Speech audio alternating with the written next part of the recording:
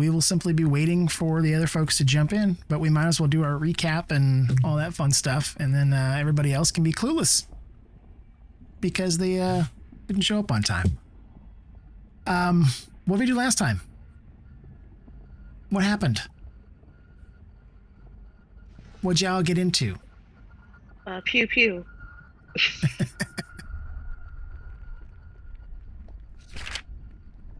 And for showing up on time, I'm granting you both inspiration. Hell yeah. Woo woo. Woot woot. For being great players and showing up on time, ye shall get inspiration. So we went down the stairs and got lost. So we started back off in the cemetery last time. After having a brief conversation with Gideon Lightward. And then what did you guys find down in the ossuary, the crypts beneath the chapel?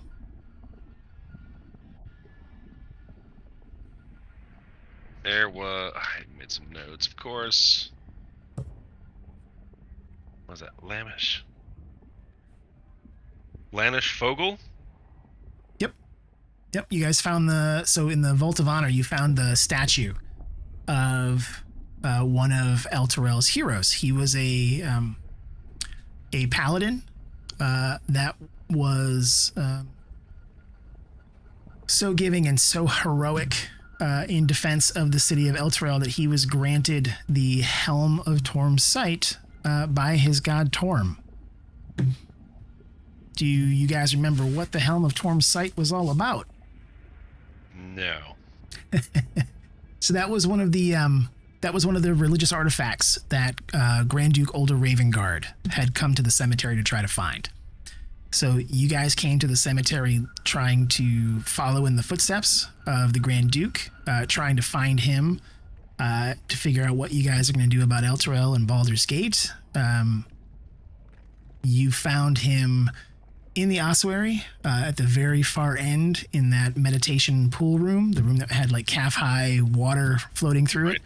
And it had that spinning, smoking black and red abyssal gate along the rear wall. That's right. Yep. The Grand Duke was on his knees, clawing at his head. He had put the helm on at some point in time, and it had caused some kind of complication. In his ranting, clawing at his skin, clawing at the helm, he was speaking in a couple of different languages. I believe a few of our folks that can speak Infernal recognized that he was cursing and having kind of a verbal battle with some other... Baphomet? Correct. It was with Baphomet. So you guys were able to figure that out based on some of the hints that Ravengard dropped. So I think he mentioned like the Prince of Beasts, the Horn King, that kind of thing. Prince of Beasts. Yep. And those are nicknames for Baphomet, who is like one of the high mucky muck demons in the Abyss. So it looks like either because of the presence of the portal or possibly that this religious artifact has been tampered with or tainted in some way. When Ravengard put it on, it opened his mind up to these external influences. So you guys know the helm was a gift from Torm, and it's said to provide prophetic visions. So, people who are deemed worthy can put the helmet on, and they will receive a series of visions from Torm. Maybe hoping to guide them or give them some kind of insight into what they should do to solve some kind of a problem. Ravengard wanted to wear it to try and figure out how to save Elturel.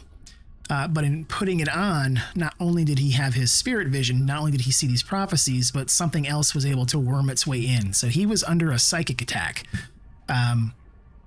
You guys tried kind of dispelling magic, I think, or trying to cure him and seeing if you could get it off of him, but you were unable to remove the helm.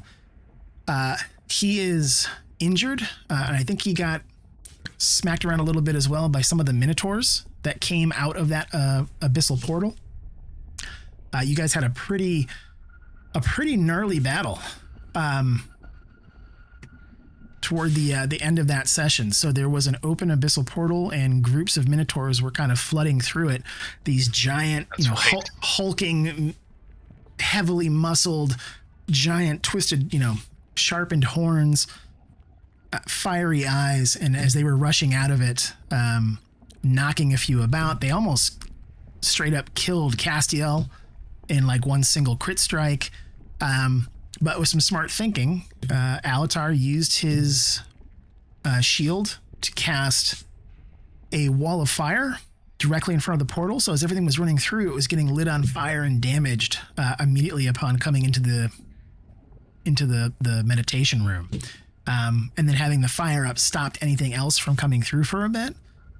So you were able to defeat the Minotaurs. You guys decided that because there wasn't much to do for the Grand Duke in his current state, that you were going to try and carry him or transport him back to the High Hall and see if there was some way to heal or cure him or free him of whatever psychic affliction he has. You guys came up out of the ossuary, had a brief conversation with the Mesoloth guards that Gideon had left behind. You warned them that the portal in the ossuary was still open, and that wall of fire would eventually stop, and that more beings could come through. They thanked you guys and let you go on your way. You made your way across the city. I think we had some pretty decent rolls, so we didn't have any encounters on the return. You've cleaned out a large chunk of that part of the city, especially those ghoul packs that you guys had run into, those waves of like the horde waves of ghouls that we had at one point. So because you cleared so much stuff out, you were able to make it back to the High Hall untouched. And I think that's where we paused. You guys had just arrived at the High Hall.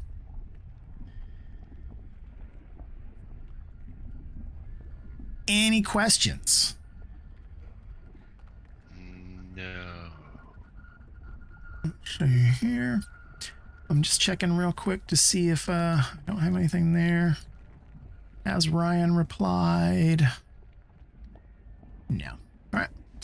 So Corey should be on in a little bit.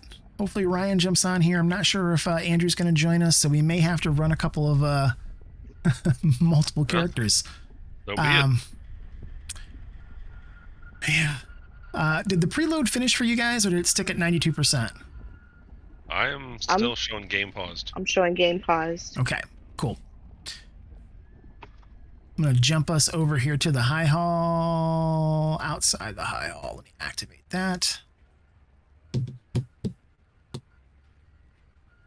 And you guys should see a depiction of what the High Hall looks like a little bit from the outside. Parts of it still burning, crumpled walls, damage, that kind of thing. So rather than going back through the maps, back down into the catacombs and all that kind of stuff, we're just going to kind of theater the mind it to figure out what we can do about the Grand Duke. So this guy right here in the very center, that's Duke Ravengard. He is still currently stunned. He is not able to respond to anything that you guys are asking, or he's really just kind of doing that same mumbling in multiple languages that you heard when he was down in the ossuary. But we'll say that you guys returned. You didn't find anything in the High Hall. You remember you had there was that secret door that you guys were able to take to go down into the catacombs. You're able to go back down and in, and once you get back to the that largest room, you may remember that was where we had all of the civilians were hiding out, like in all the little alcoves. There was 100 some odd people hiding out there, and Pherria and Elturel were trying to care for them as best they could. So that's where we're back to. So we've also got Pherria and Elturel here on the map with you guys, just that we can we know who it is that we are talking to. But as you come down into the catacombs beneath the High Hall, you may remember you had met Edwin. He was the guardsman that Corey, that Olin had healed the last time you guys had come down. Edwin is at the bottom of the stairs, that secret staircase that comes down, guarding it. As you come down, I'm going to guess that we probably have Castiel's got a torch. Audrey's going to have her dancing lights going, so he can see you as you guys are descending. He welcomes you back. friends, you've been gone for less than a day, and already you've returned, and it would appear that you found the Grand Duke. What has happened to him? Best we can tell is he seems to be under some sort of psychic attack. And guessing it's coming from the Helm. I wanted to ask, DM, does it seem any less severe now that we're away from the portal? It does not. It does not. Okay. That is an excellent question. I wanted to, I can't remember if I did previously, check with my spiritual brother and see if he's got any input on the Helm. I think we role-played a little bit of it last time. Did we? But so Gargoth would, so as you speak to him, he would certainly reply and tell you that the stink of the abyss is thick in that one's mind. Something has intruded in his thoughts, and he is in a battle for his very soul. And he is losing. Is there anything that we can do to sever the connection?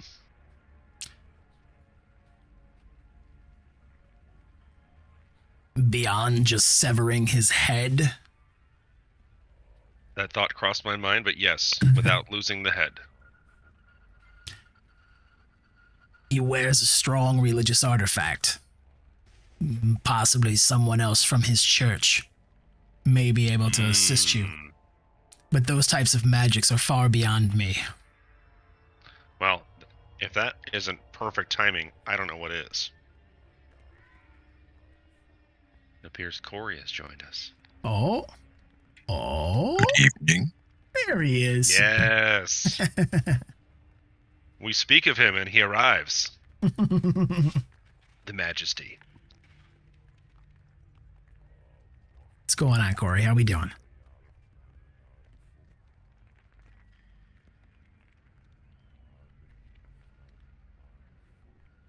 He is good. No. So as Corey's logging in here, so Edwin is going to suggest, we'll retcon and say that you had that conversation with Gargoth on the few hours that it took you to walk back, and you guys were able to use Severius can call Steed. So if he wanted to, he could call back Sir Lancelot. You guys could put the Grand Duke on Lancelot's back so that you didn't have to carry him.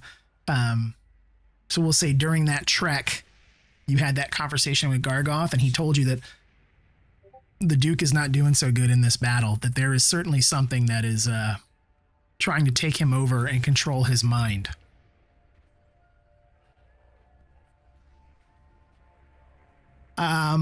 Okay, so Edwin is going to suggest that you guys go into that main room and seek out Pherria, that she might be able to help you guys out, and at the very least, maybe ease whatever suffering the Grand Duke is enduring. Get him down there. Yeah. So you guys come into the catacombs. Again, it's got the two holy water fonts that are kind of in the center that Pherria had offered as clean drinking water the last time that you had been there. There still are dozens upon dozens upon dozens, 100+ civilians crowding around in the various alcoves. It looks like people are sleeping and living really wherever anyone can find a room. If anything, there are even more people now 24 hours later as you guys come back. What about now? There you are. How about now? There he is.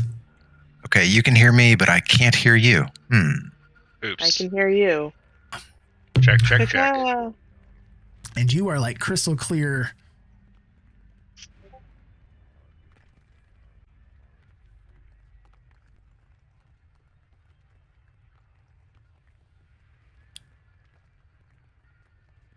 If at least one of us doesn't have an audio problem per session, it's not a game. It's not a game.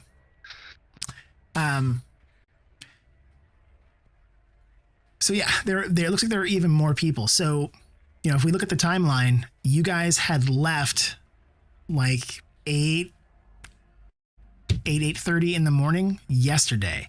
So today is the 13th of Eleusis. You guys had left on the 12th, so it's been almost 24 hours. It's about 5:30 in the morning. So you guys come creeping back into the High Hall. There aren't really sunrises and sunsets because we're not in the mortal realm or the mortal plane right now. But it took you about 24 hours. And you may remember when the Grand Duke left, he had left 2 days ago.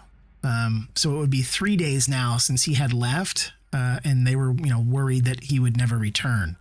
As you come in carrying the Grand Duke, Edwin helping Severius kind of carry the body in, they lay the Grand Duke down in front of one of the holy water fonts as Seltern, the druid that you guys had saved, and Pherria, the cleric that's been caring for all these people, both come rushing up to you. You're all good, Corey. So as Pherria comes rushing up, she's like, oh my God, my friends, you've returned. I was so afraid that you would have the same fate that befell the Duke befall you. But she turns and sees that you've actually got the Duke at her feet. She's like, oh, I can't believe it. Praises be to all of the gods of the good. Praises be to Torm. Praises be to Lathander.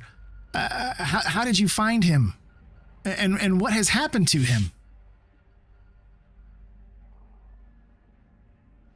Well, I explained that what we've learned is, we're in the Helm of Torm and appears to be under attack, and can't get the helm off of him, and hoping another Tormanite can maybe provide some insight.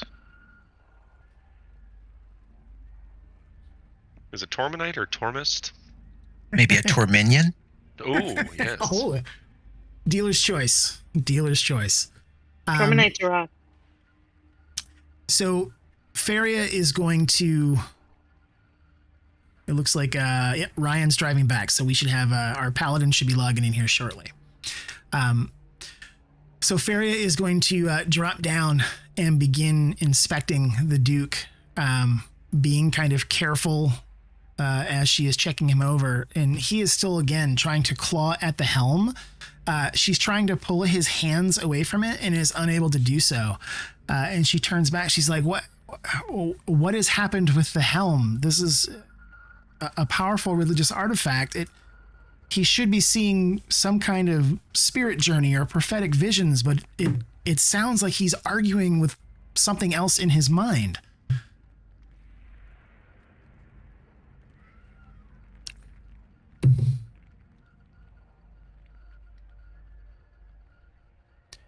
So Seltern is going to come over, and he is going to whisper to Pherria, should we try to heal him, see if it does any good?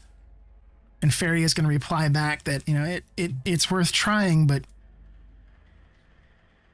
she's worried that it would have some kind of negative effect on him since he seems to be stable. And she turns back to the rest of him and says, did anyone try any healing or try anything to remove the helm itself?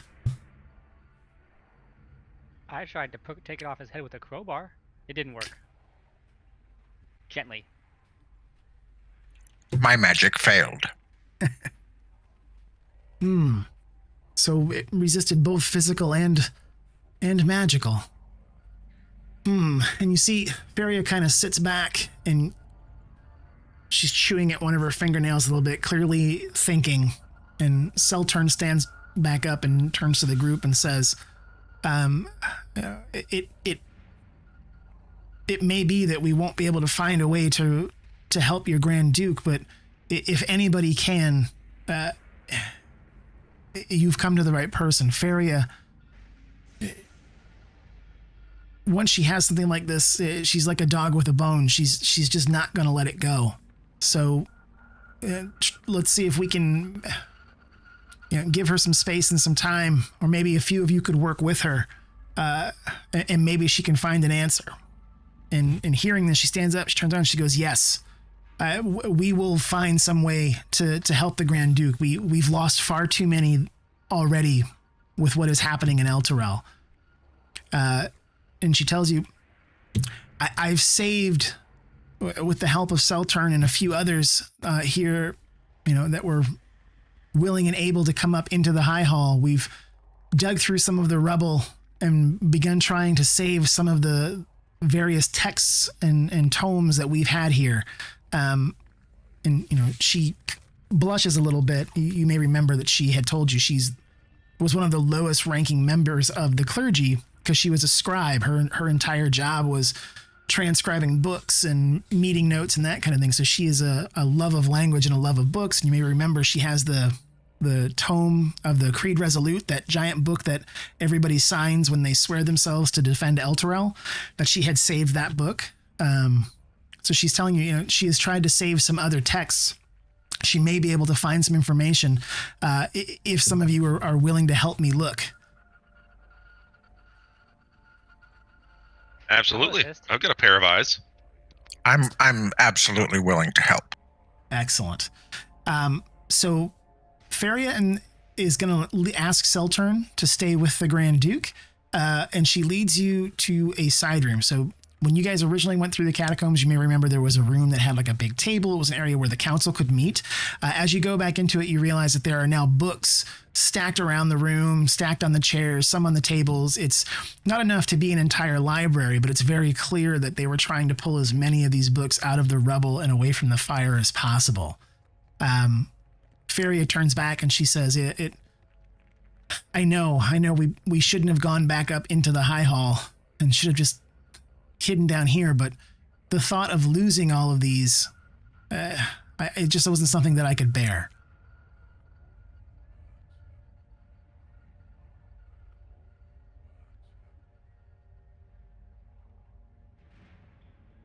Okay, so she is going to suggest that you guys start kind of digging through the books, looking for anything that would be a reference to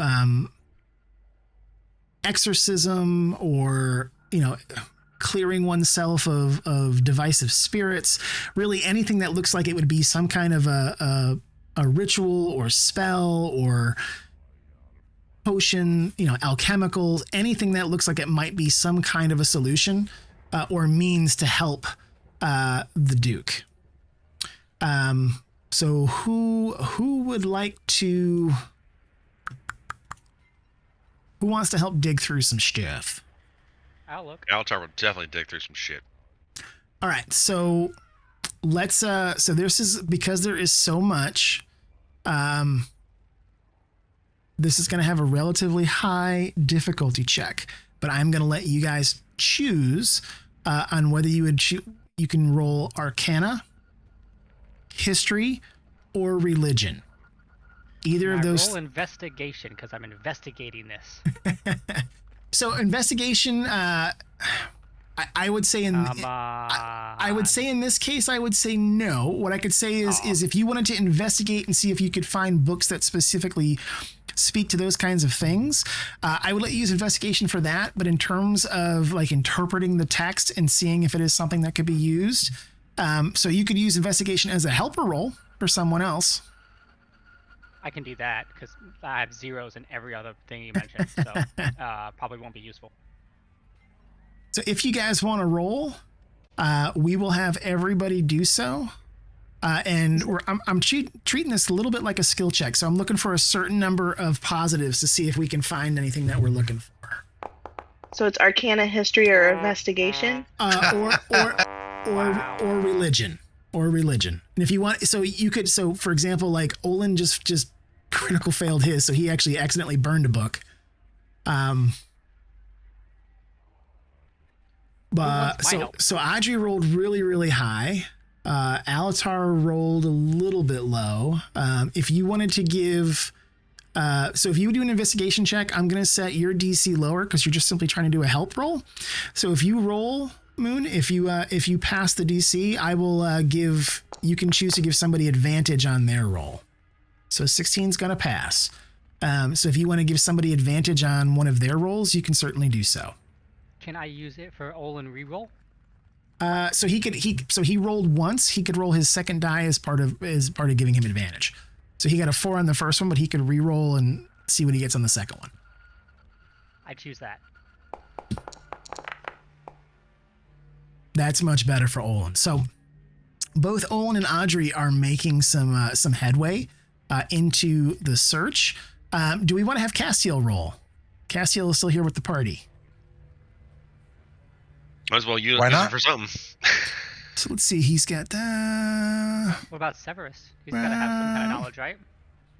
Looks like his Arcana or There he is. History. Ah, yeah. So yeah, Castiel's got a +4 in Arcana or History. So I'm gonna have him roll on History. And that's going to be a success as well. So we've got 3 successes. This is going pretty well. What do you guys think Severius should use? He's got a +2 in History. He's got a -1 in Arcana. He's got... You should use the intimidation. And he's a paladin. He's a paladin with a -1 in religion. I guess we choose history then. History's all he's got. Yeah, he can But- charm the shit out of those books, right?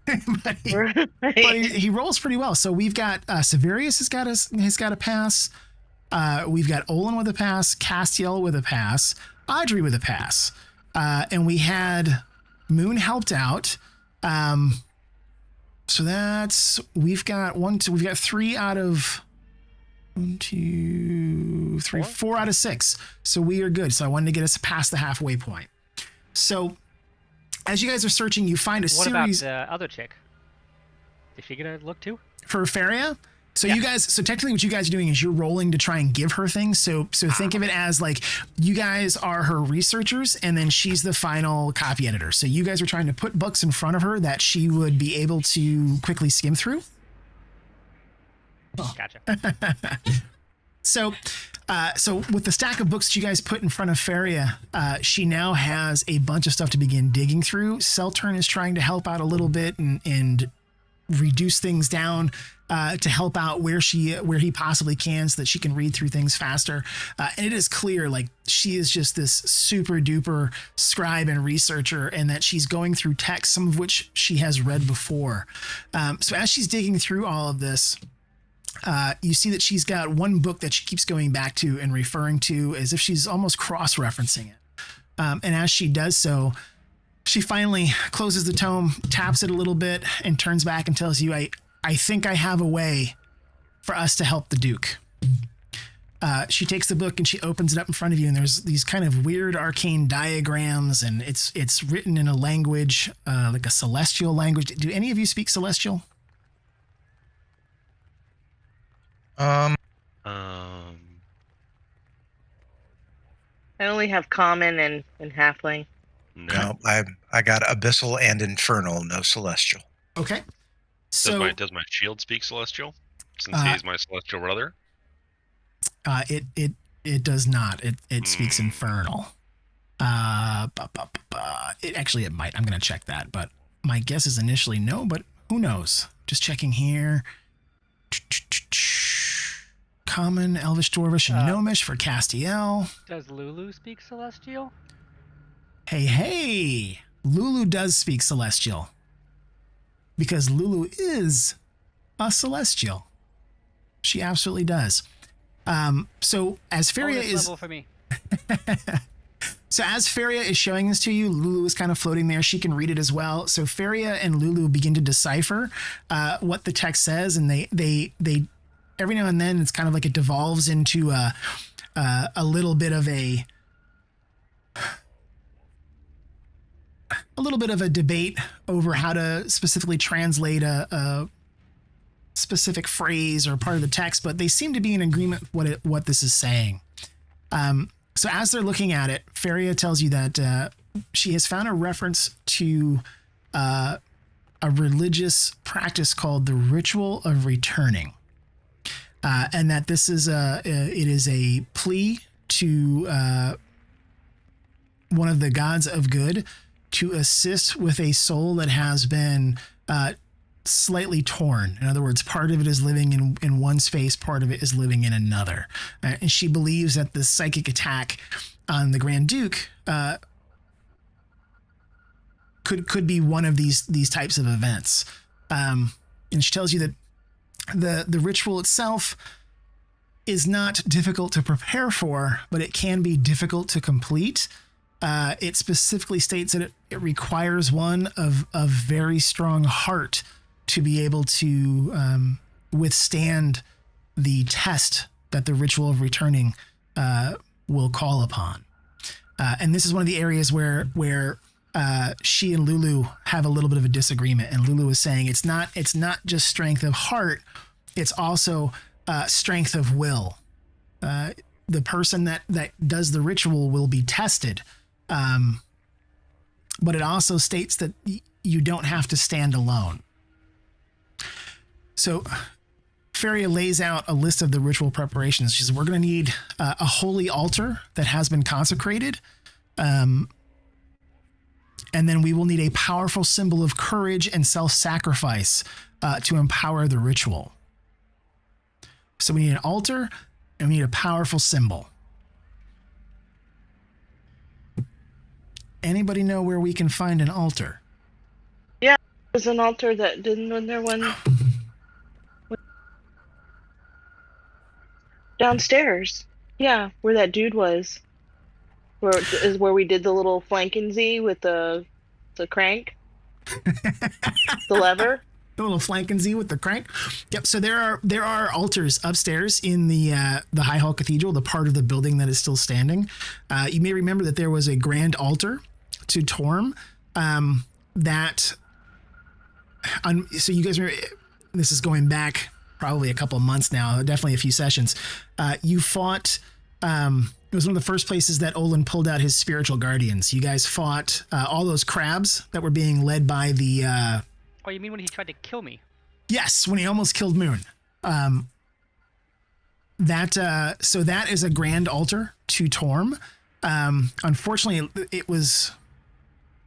it's not consecrated anymore. Not to say that it couldn't be fixed, but because the demon, you may remember there were body parts and blood everywhere, piles of intestine, things like that. They were specifically trying to, spoil that altar.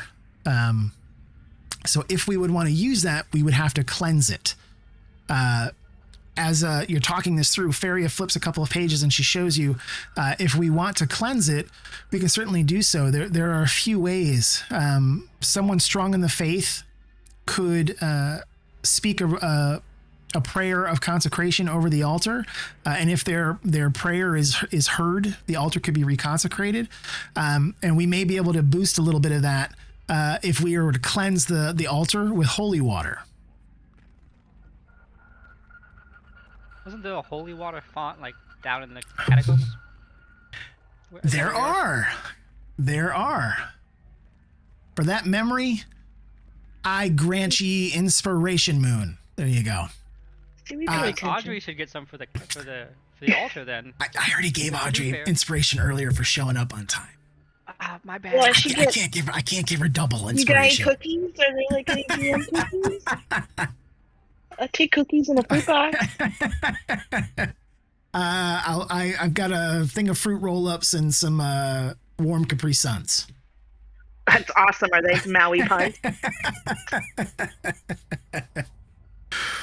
So you are absolutely correct, Moon. So there are two holy water fonts in that main crypt space. Pherria had been offering it to you as a means of just a way to refill your water bottles, but it is technically holy water. All of the water that comes up out of those fonts is part of the consecrated heart of the High Hall. So we've got holy water. We've got an altar that we can try and repair, but that still leaves us, we need that powerful symbol. We still need to find some kind of symbol of courage and self-sacrifice that can help to empower the ritual. Is it my bloody cloak? I have a thought, but I want somebody else to get it because I just got inspiration, so if I'm right, I want to share. Whisper that shit, yo. Okay, hold please.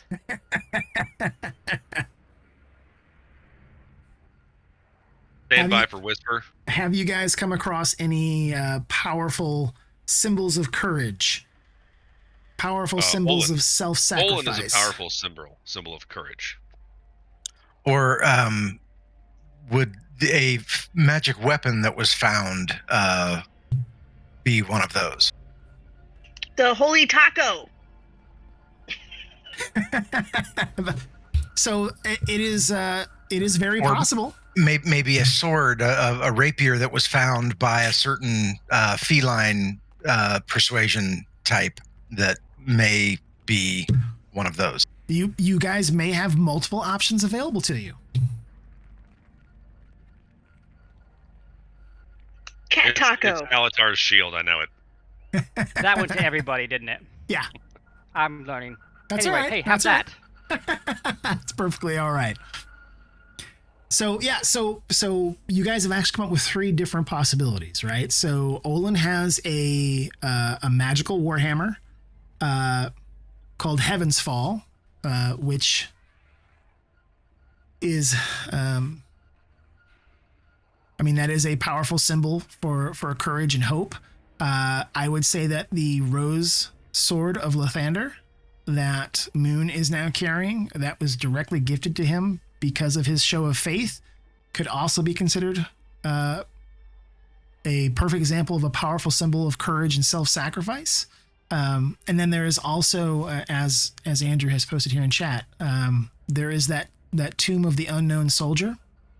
You may remember when you first came down the catacombs, this is going back a few weeks, there was that one small kind of alcove at the very bottom of the stairs where there was a woman's body protected by a sphere of light. And she was laying there on top of a tomb with a longsword beside her. And there was a plaque that told you that she was when the city was in need of defense, an evil dragon that was tormenting Elturel. She rode out to face it with her longsword and struck it a fatal blow. And she was killed shortly thereafter. And they laid her to rest in this special tomb. Her sword could also be considered a powerful symbol for courage and self-sacrifice. Do we know if the item we use will be destroyed in the process? So Pherria, in reading through the notes, turns and shows you, she says it doesn't say anything about that.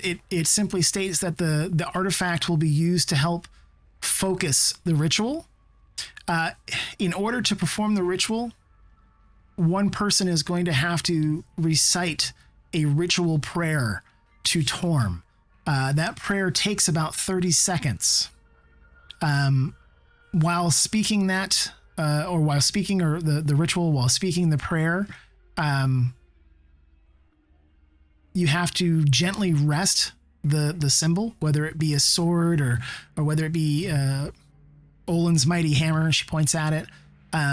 You have to hold that focusing object to the helm that is stuck atop Ravengard's head. That is clearly the point of ingress. That is where this evil spirit is trying to connect to him through.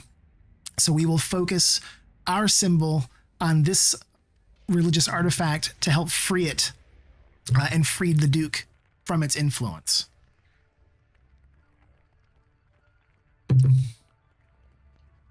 Well, I'm willing to lend my sword to the cause. That way we don't have to defile that tomb that I totally whispered.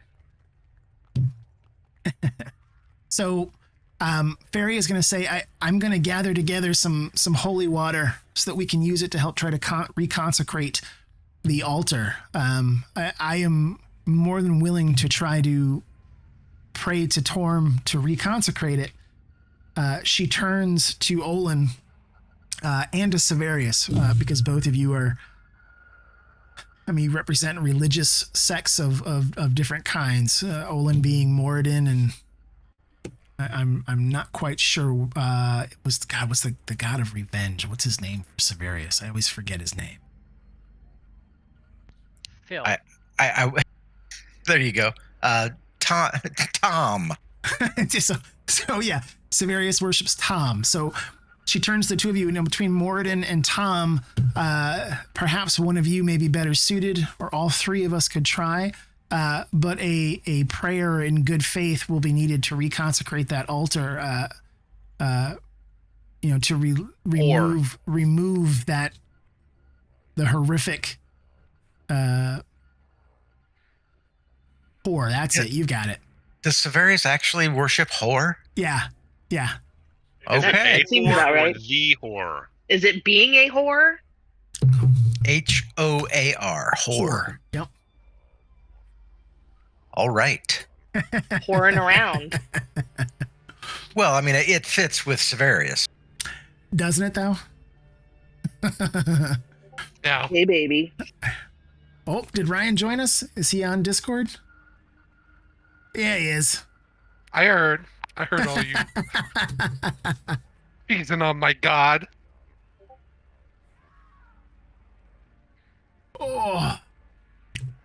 So we've got some different pieces of information here, right? So Pherria is gonna try to pull together some of the physical pieces that you guys are gonna need to try to reconsecrate this altar. But there's still some questions, and she says, you know, we have to determine who is going to be the focus for the ritual. So one person is going to have to complete this ritual prayer. Again, it takes a little over 30 seconds while holding this symbol of courage and self-sacrifice against the helm while the Duke is laid out atop this altar. As Pherria goes to kind of try to collect these pieces, Lulu flies over to the group and she says, I know that she is doing all that she can, and finding the ritual is certainly a help to us. But there's part of the inscription that I disagree with, where it says that it will be a test of strength. I truly believe it means a test of not only one's heart, but of one's will. Something is going to test whomever recites the prayer. So whomever is going to do that has to be our strongest of heart, our strongest of will, to be able to make it through the test. I fear that whomever that person is will be in danger. Well, I'm still willing to help, but. And he kind of glances over at Olin. Like, I'll be honest, my faith is not as strong as some of ours, but I am willing to help if it can be, if need to. My faith is strong in Moradin. Maybe Castiel wants to do it. Castiel currently has 7 hit points. You guys let him go all the way back across the city with no healing. He's fine. So I don't know if flesh I can hit him wound. with a sword, though. So let's do this. So as a group, let's decide what specific symbol of courage and self-sacrifice do you guys want to use for the ritual? I'm just, as the player, not as the avatar. I'm thinking, yeah, if it comes down to a wisdom check, probably Olin should do it. I don't know if anybody else has as high of a wisdom. I'm not sure. I would doubt it. So I'm fine with, using the holy taco to do whatever we got to do. I just hope I roll well. So as your DM, I'm going to metagame here just a little bit. And what I will say is that, so I know Corey, you're saying wisdom, but the two things that the text specifically spoke to were strength and will. So Is will Okay. not wisdom? It might be Constitution. Oh, okay. Yep. I have And very poor in both of those. yeah, my con is 16. Although, I mean, I guess it could refer to charisma as well. I don't know, if that falls in the realm of, I can't remember what all charisma governs. Mm-hmm. Yeah. So the part of the text that they were arguing about, Pherria thought that it meant specifically strength of heart, and Lulu is arguing that it means strength of will.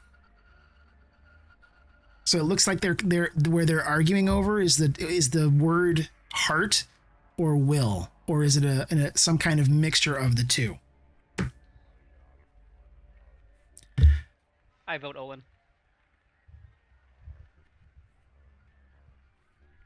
With me as a backup if necessary. Because I'm horrible at all those.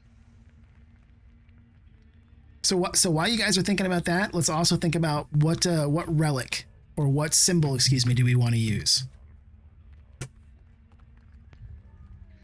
I personally figure one of our two weapons. Again, that way we don't have to go down there and possibly, disturb or defile even the soldier's tomb just to retrieve, basically grave robbing. I know I did it once, but once was enough for a lifetime. Yeah, like I said, I'm fine with, using Heaven's Fall and, being the conduit or whatever you want to call it. Just hope I roll high. And only one of us can do this? We can't use both of our stuff to amplify it even more? So the ritual calls upon one person, but it does say that as the person that is speaking forth the prayer,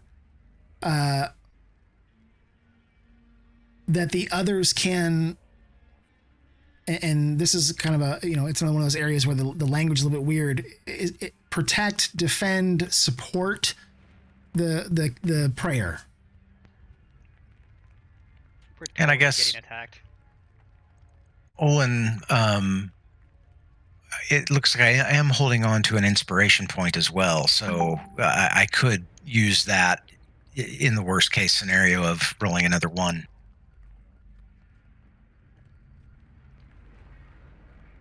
I'm okay with that plan, if you are.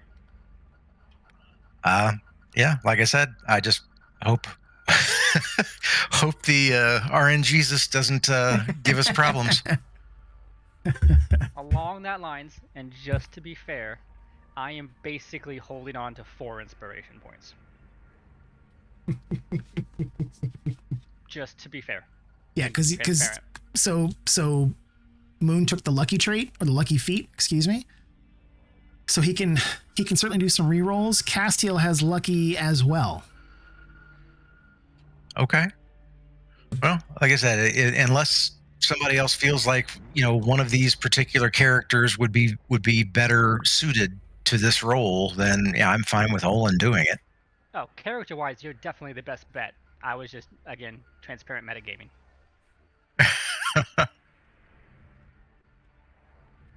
I think in a faith challenge, our cleric is probably our best bet. Okay, Olin will step up and offer to be the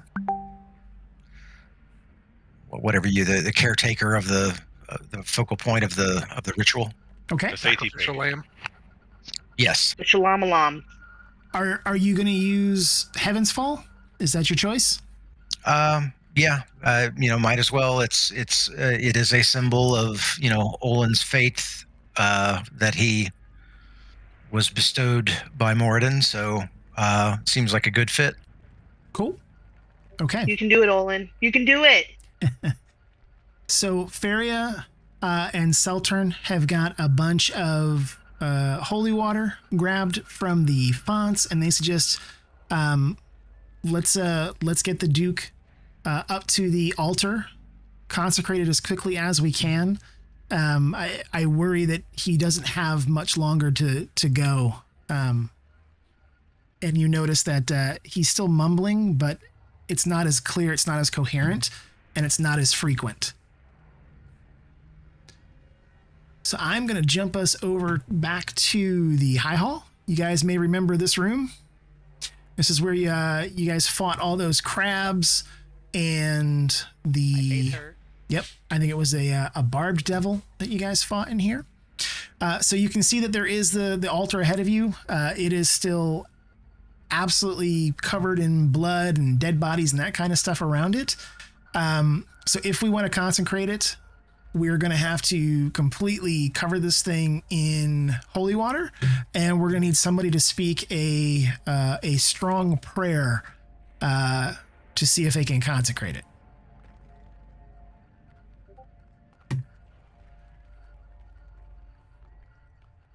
Well, Pherria was getting the holy water, right? Correct. So she's got so Pherria has the holy water. She and Seltern are going to move up and just begin dousing everything, just washing as much of the blood off of it as they possibly can. Again, so this is that private chapel. You guys are, we've got the heavy curtains here around the outside that kind of lead through those other side passageways. There's a large broken out window back here. This is a large stone column that leads up to the ceiling. And then here's the altar directly in front of it. So they're kind of washing everything down with the holy water to clear off this desecrated altar. Alatar starts using his shield to kind of scrape off any bits. Crusty bits. How dare you? You love it. You love the taste of blood. I do love the taste of blood. Nom nom nom nom That nom. he's using like a demon shield to consecrate a holy altar. Yeah, that's how you want to do it. Nom nom nom nom nom. Nom nom nom nom nom nom. Move him up. Snuffle chaps over there. Looks like we've got. It dragged out 2 of the Duke, so we'll just put the 1 there. Say Are you a Severius good Duke or a bad Duke? So to finish the consecration, we're going to need someone to do a prayer. I'll do that. To Torm over the altar. Can the whole group do it? Like, hold hands, make a circle around the altar, all that fun stuff. It's got to be an individual reaching out. So like the same way that you did to Lathander, and he rewarded you with your rapier. We need someone to show a sign of faith to the altar. So someone would have to kneel before the altar, and they're going to have to give me a really good prayer. I totally want to do it, even though Alatar says I'm not drunk enough yet to do it. I feel like I can. Halfling's got it in her. Take a swig and go for it. Get her a pint glass of whiskey real quick. I think she could. I mean, it comes in pints. I'm getting one. So Audrey moves up. All of the blood and gore, the sinew, the intestines, all of that have been cleaned off. Alatar is slopping a bunch of them off with the edge of his shield. Pherria and Seltern have sprayed everything down with bottle upon bottle of holy water to wash as much of it off as it possibly can. The pristine stone and marble of the altar has been revealed again. All it needs now is a prayer to Torm, spoken in good faith,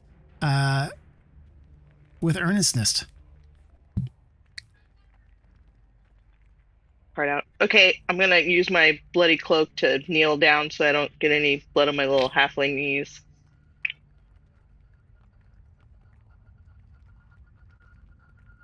We going with this now? I do the prayer? Let's do Go it. for it. Everybody prayer ready? Can I get a hallelujah? Everyone bow your heads. Hallelujah. Bow your heads Amen. and raise your hand, raise your fist in the air as we show our duty and our loyalty to all who hail Torm.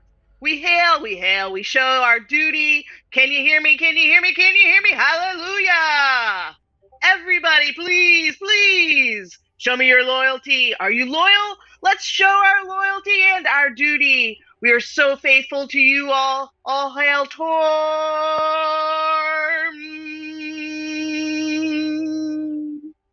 You heard the earnest part, right? I think this is excellent. I need you to roll a religion check for me.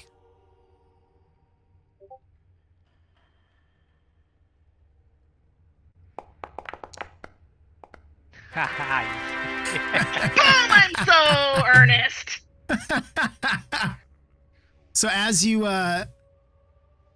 speak this, even though there's all of these lightning strikes outside and the ground of Elturel has continued to shake under your feet, as Audrey is speaking, kneeling down on her little halfling knees on her bloody cloak amidst this just refuse and blood and disgusting bits and pieces of what once were civilians of Elturel. The holy water running off of the altar, dripping down around her, almost like a counterbeat to her words. Everything seems to slow for a minute. And you can kind of feel that sense of peace that many would have once felt here. I need everybody but Audrey to roll a perception check for me.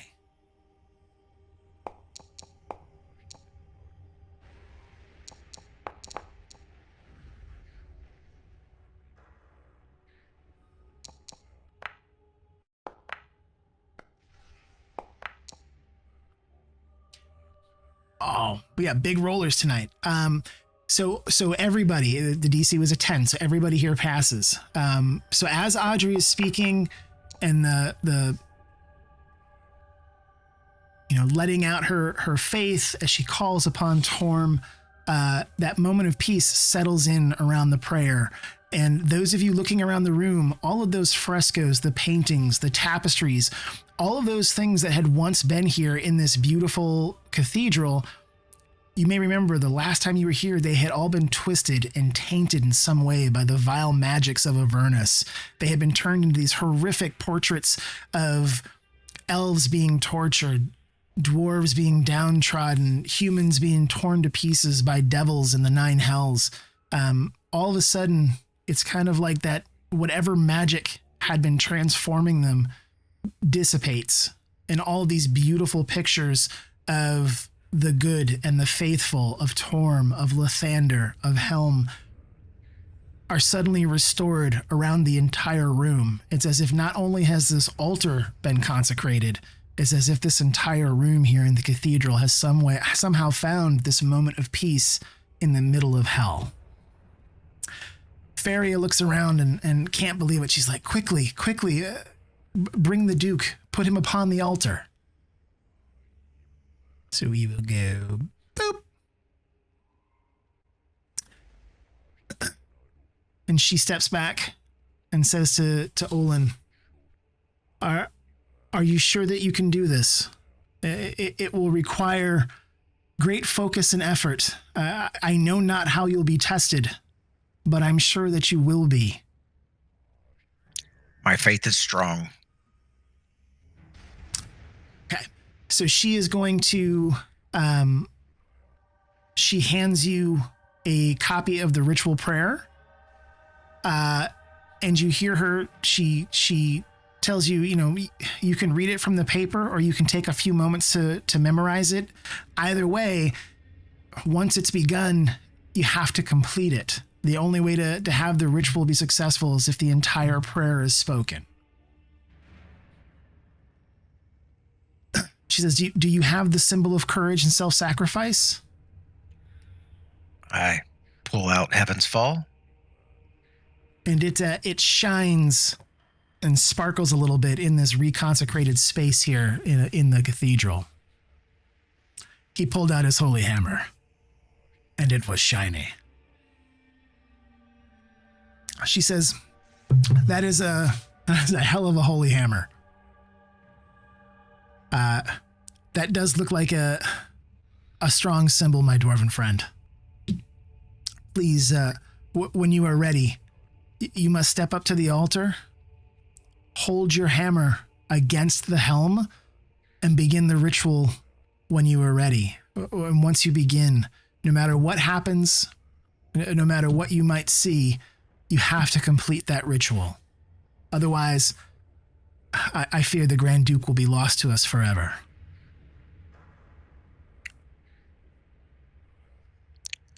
With Moradin's guidance, I will be successful. Okay. So Olin's going to step up. Moon is gonna step behind Olin because you used the word defend earlier, and he's gonna draw his rapier and his dagger and kind of put his back to him and just keep an eye out for anything that may come. So, Olin, before you begin, as you kind of look around the room, you can see we've got some, I'm kind of just putting folks in different spots here. You've got your friends, your compatriots around you that have literally come into hell with you. When you are ready to begin the ritual, you let me know.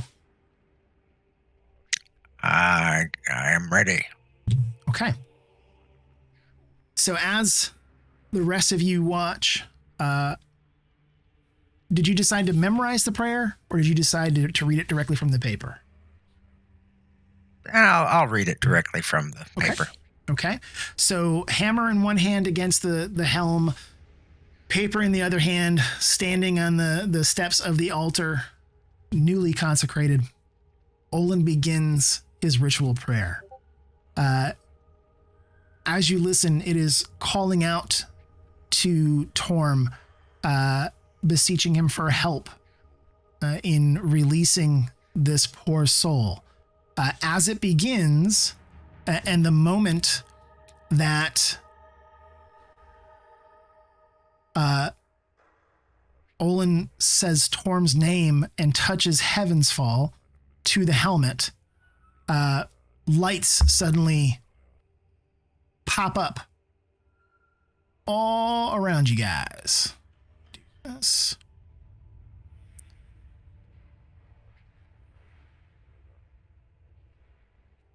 You see little sparkling lights?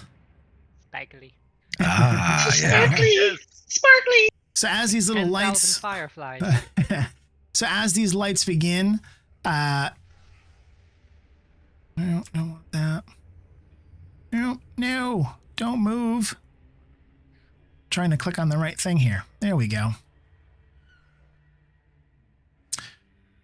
So as this begins, the lights begin to kind of swirl around the group. All of a sudden, Alatar, you hear Gargoth speak in your mind. There is something here. Something comes through from the other side. What is it? So as Gargoth says something's coming. So as you hear that in your head, directly behind you, I should say, come flying out of the helm, like it almost like it comes out of the Duke's head, is this bobbing, wispy light that comes flying around and stops over here. Another one comes flying out of the helm and stops over here. You guys are going to need to roll for initiative.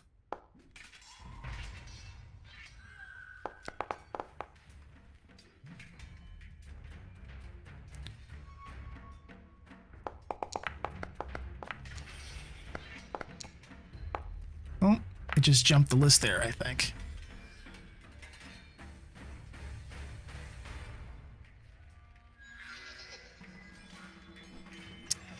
And I'll roll for Castiel.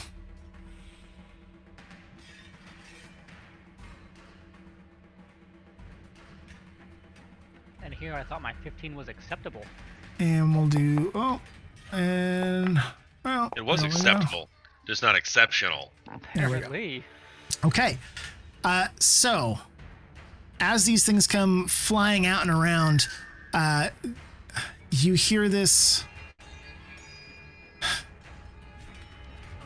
kind of malevolent series of whispers, like it's just low, just below its voice a little bit. You can't quite make out the words, but as you hear them, it fills you with a chill and a sense of dread. These things are kind of spinning around the room. This one stops here. Right near Alatar. Let me just check this out. It's hovering in the air. So this is it's literally like a small ball of light.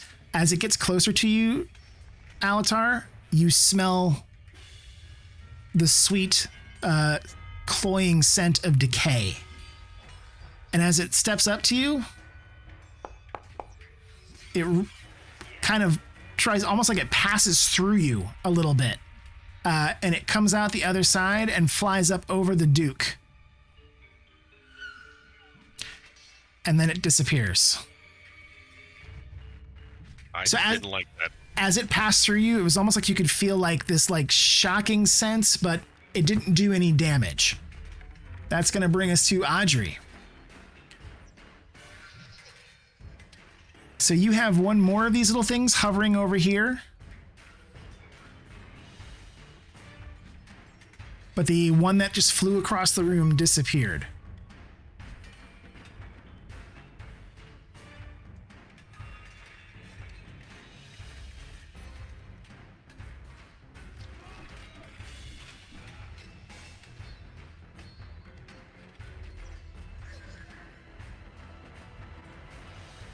I can shoot it without hitting the snuffle pit, right? Sure can. With the crossbow? Sure can. Sure can't. Unfortunately, that's going to be a miss. Would you like to move or a bonus action?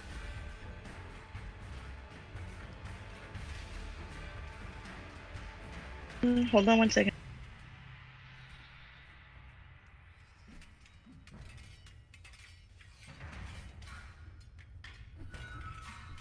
No, I think I'm going to stay where I am.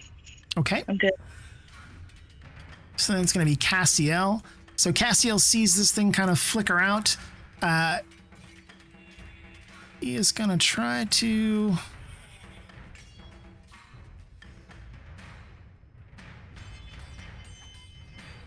come over here. He's going to try and target this thing. Let's see what Castiel can do here. So he can do his...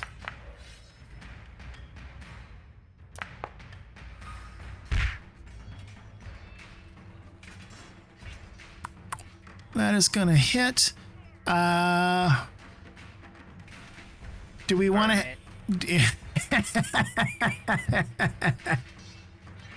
He's got 7 hit points. Burn it. That, unfortunately, is going to miss, but he gets to do one more unarmed strike as part of that flurry. That one should hit. So that's his action. His bonus action. He still gets one additional unarmed strike because I believe he attacks twice, correct? Yeah, he had extra attack. Yeah, he Didn't did he? Yeah. 4, I think. Yep, and he's going to miss on that one. So Castiel steps up, takes a few swings at this bobbing globe of light. As he gets closer to it and he can see it, it's almost as if there is like a small, distorted figure of a baby inside this glowing light that turns and looks at him with these like huge black eyes. And again, he gets that scent of decay and of the grave. That is going to bring us here. This thing is going to...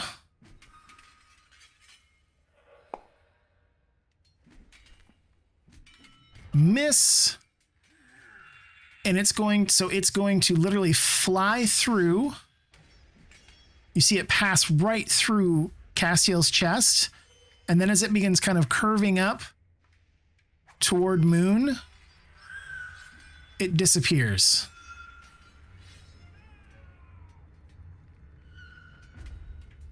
That's going to bring us to Alatar.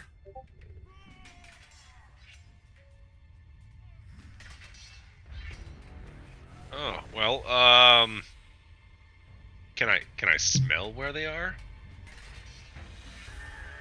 I mean, if you want to try to roll a perception check, you can certainly do so.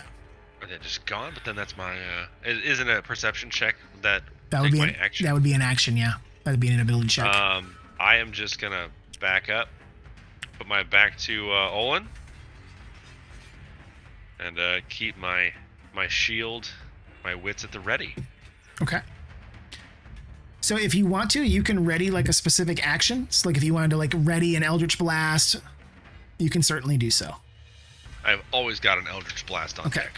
All right, so if something pops out, you can fire off that Eldritch Blast if you can see it. Excellent.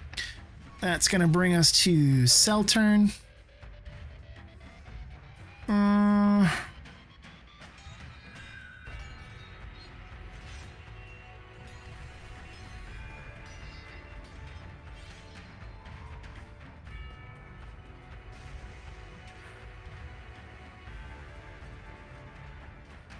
Yeah, Seltern doesn't have a whole lot that I think I'm going to have him do. He is going to just kind of stay here to defend Pherria. He is going to ready a Thunder Wave. He actually wants to stand there, just in case. That's going to bring us to Lulu.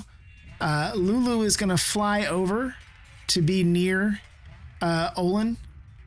And she's looking around the room, and she's thinking, I'm not sure what these things are, but the fact that they're coming out of that helm can't be good.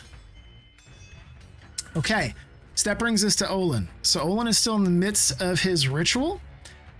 Corey, on your turn, as part of performing this prayer, I need you to do a DC 10 religion check for me. Okay.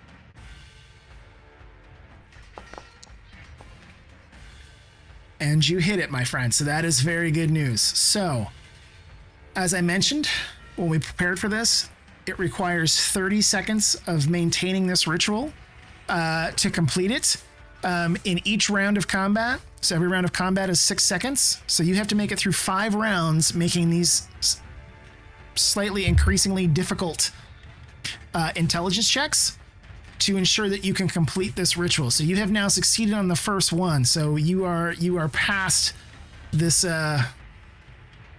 this first round. That is excellent.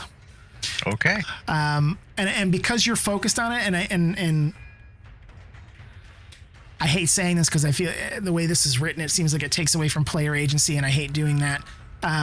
If you have a bonus action, something that you can do that wouldn't disrupt speaking, so in other words, if it was a bonus action that didn't have a somatic, well, excuse me, a verbal component, if it was just like somatic or material of in kind, I would let you cast that kind of stuff. But if it's something that would disrupt your speaking, that spell would be, unfortunately, it would cause a disruption to the ritual. Okay. Well, I think pretty much all my bonus actions have verbal components, so concentrating on the ritual. Okay. That is going to bring us to Pherria. She is just going to take one step forward.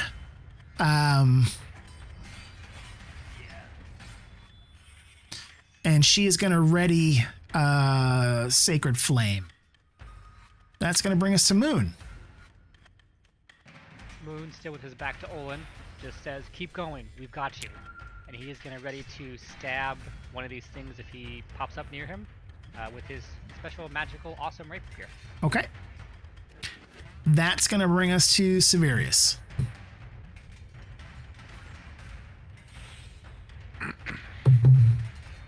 All right, I'll move up and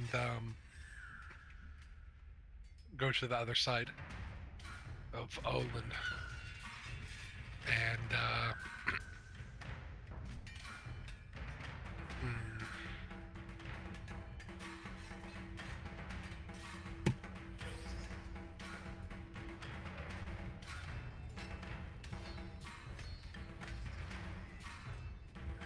yeah, I guess that's all I can do. Do you have you want to ready an action? Just I'll just ready my sword, I guess. Okay. So that is going to be that.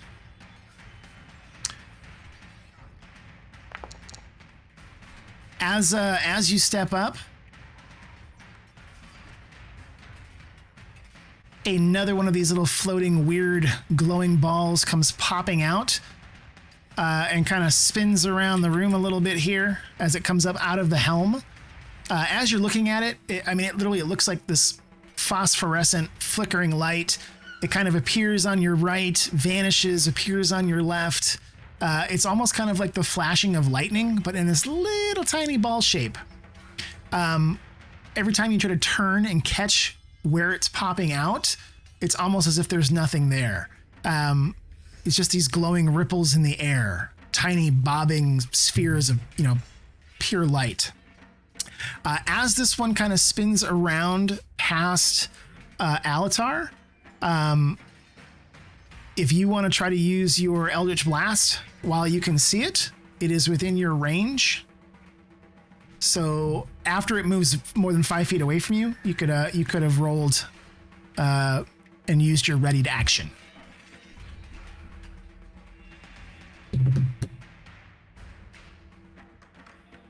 Hell yeah, let's do this. So it's this guy right here, if you want to target him. Hell yeah.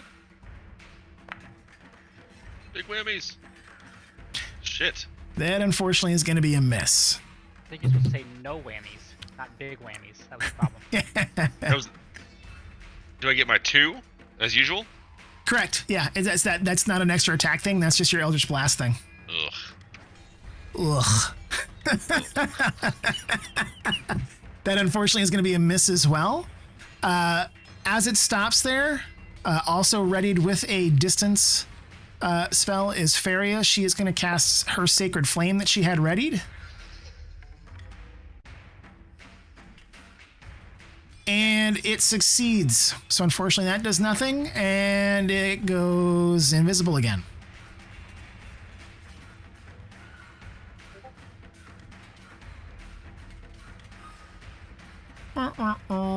That's going to bring us here. So Lulu suddenly shivers, like she is next to one of these things, and all of a sudden it pops out right next to her. Well, tries to give her a little shock.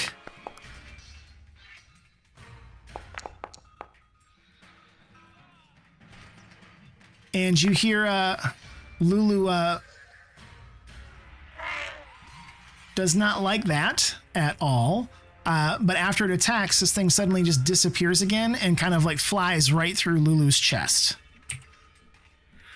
That brings us back to Audrey. So there's 3 of these things flying around the room, but they're invisible and you can't see them. All right, I'm going to use Detect Magic. Right now, everybody is wondering if Severius has any more sacks of flour in his explorer's pack.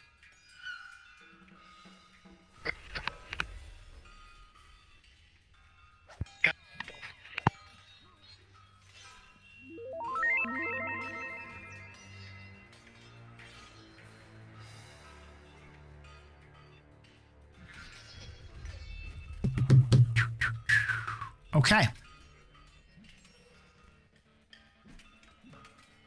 So as you cast Detect Magic on the room, there's a whole bunch of shit that's going to start glowing crazily in here, right?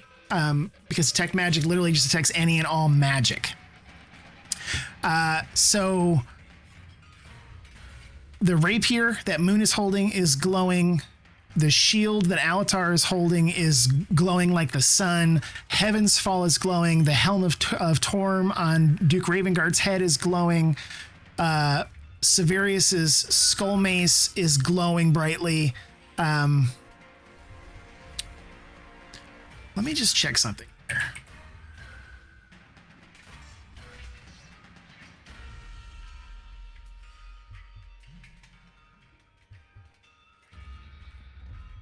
But as you cast, so they all glow. The altar itself glows. The book that is attached to Pherria's hip, the Tome of the Creed Resolute, it is glowing. The bracers that Castiel is wearing are glowing. But you're not seeing anything that lights up any of these little flying glowing globes. It was a good thought. It was a good try. Thanks. Yep. Thanks. I literally had to go look and see if it would work or not. I had to look the rule up myself.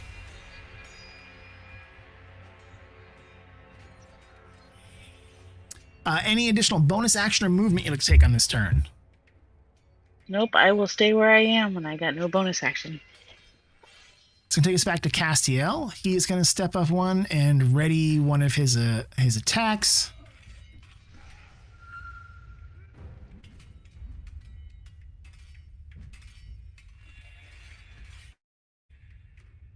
From behind him, this guy is going. There we go. Is gonna pop back up and try to give him a shock, which is going to miss. As he starts to go back invisible, Castiel is going to be able to get off one of his strikes, which is going to hit as it goes invisible again, flying off around the room. You hear a scream of pain and anger that seems to echo. It's almost as if it's more inside of your heads than it is actually echoing off the walls of the cathedral. That's going to bring us to Alatar.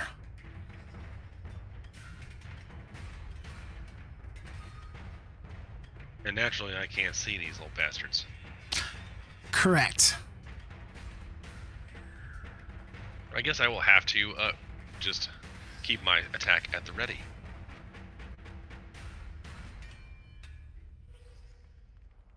Just checking something.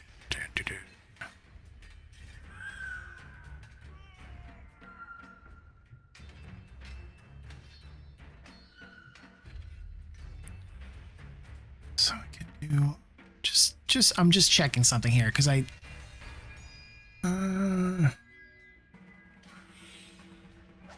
have a question. Yeah, I probably could. Can you curve your wall of fire, or does it have to be straight? It is it's the spell is cast in a straight up to 60-foot line. It doesn't yeah. I just had a vision of a circle of fire all around us. I mean, he can make a giant circle of fire. The problem is it's got fire in the middle as well, and it's a fireball. Which technically it's a circle. Technically that is a circle. Fire tube. That's true. It's a fire cylinder. Sphere maybe. Seltern is going to maintain his thunder wave in case anything comes near him. He's pretty spooked and freaked out. He's not much of a fighter. You may remember he was hiding under corpses the last time you were up here. That is going to bring us to Lulu.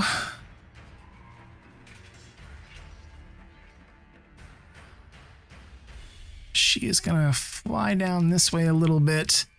And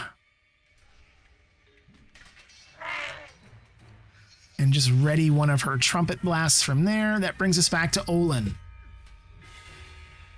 Okay. Okay, Olin. This time it's a DC 11. Religion check again, yeah? Correct.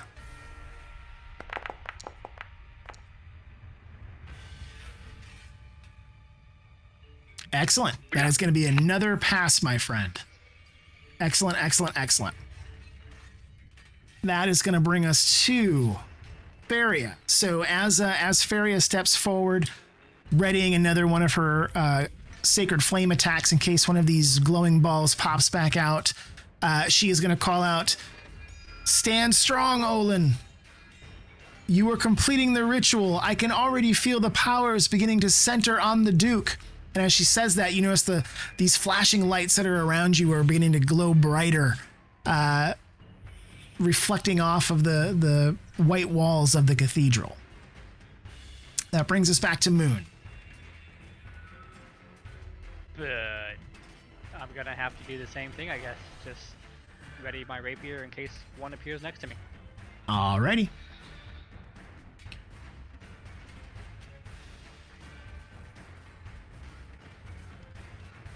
Cheryl, let's do...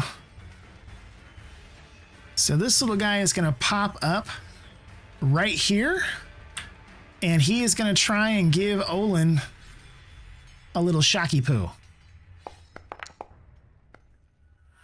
And that is going to miss. So from this distance, yep, so you can do your stab. So we'll let Moon go.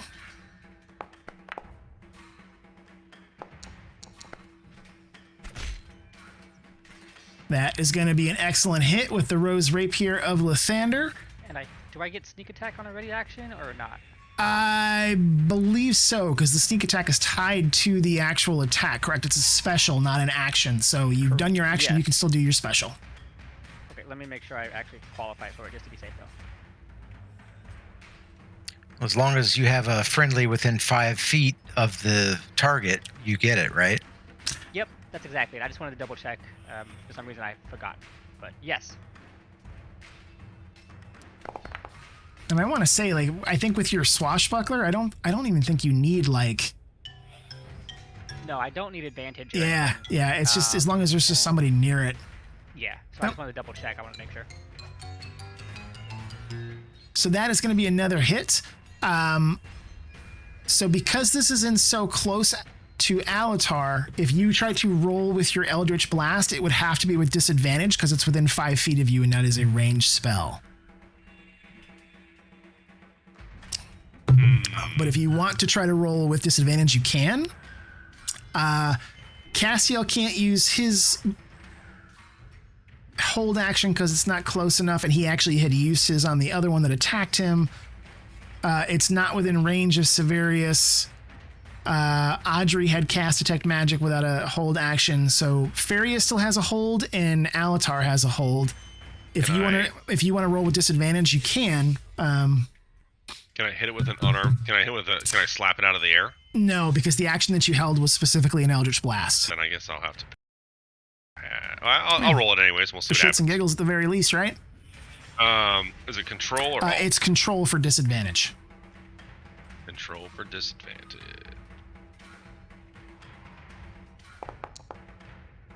Unfortunately, that's. You got 2 chances, right? Yeah, because your Eldritch Blast automatically lets you cast the spell twice.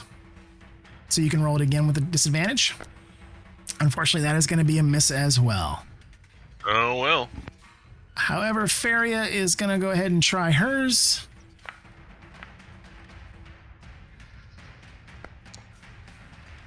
That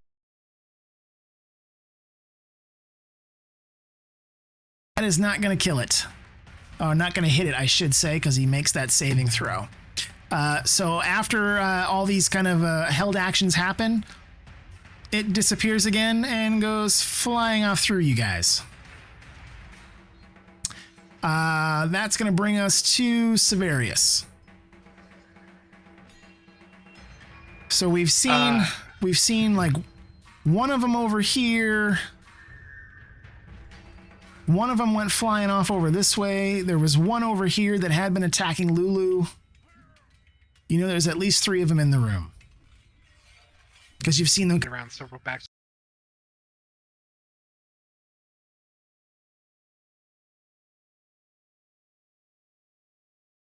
Flower. I take one out. And with a circular overhead swing, douse everyone and everything around us in flour. So let me do this. Trying to look for a similar effect that would give us a radius here. Is this why you have flour, or do you just have flour? So I'd like to do some cooking on the side.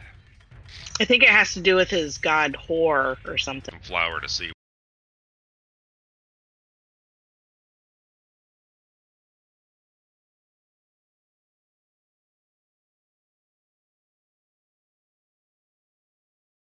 Where to do the business. I bring the flour because we keep running into invisible items, and none of our spellcasters can figure out a spell that will reveal stuff. So I always whip out the flour against invisible opponents. I like it. trying to see what 20 feet is here. Okay. So as you do that, there is one right here that suddenly gets coated in flour. And then you see the flour literally drifts straight through its body. Didn't Lulu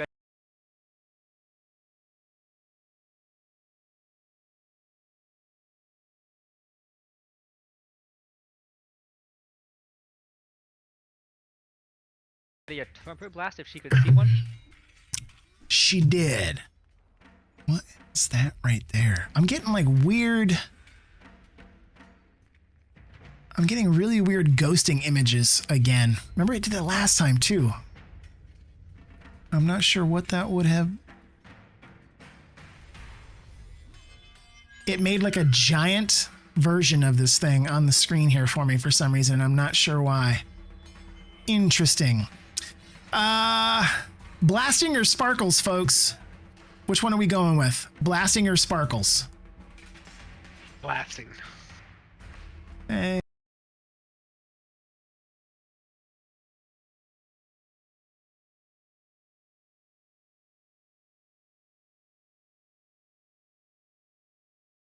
Hang on.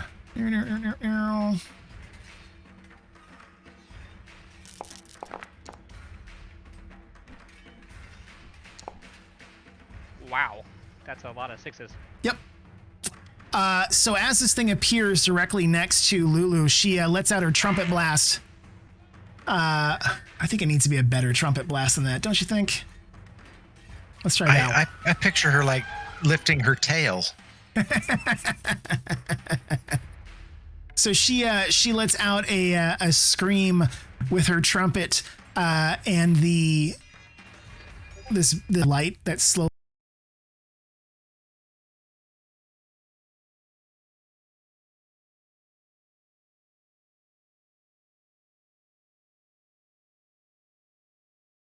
drift away and fade, and it drops down. It is dead, so that one's gone. That was the only one revealed by your flower bomb. Any bonus action or movement you'd like to take? No, I'll stay where I'm at. Cool. No bonus action. All right.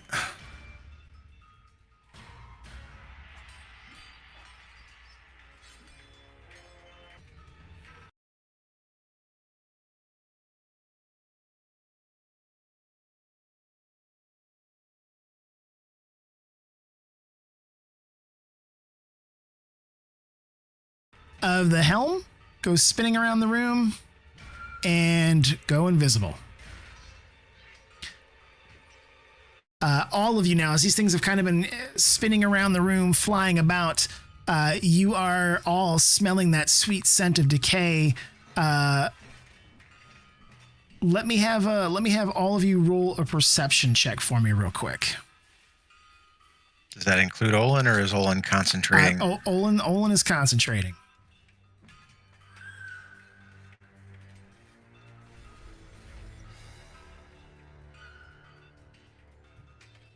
And low tonight.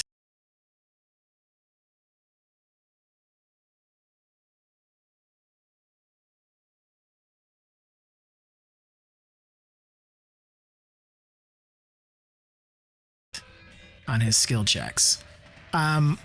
So Moon, Castiel, and Severius, you are all, not only do you smell that sweet smell of decay, there's also like that smell of ozone after a lightning strike, and that like kind of sickening smell of swamp gas, like being deep in a swamp, and just all that smell of rot and decay, everything just slowly turning into mush in fetid water. That you kind of smell something along those lines.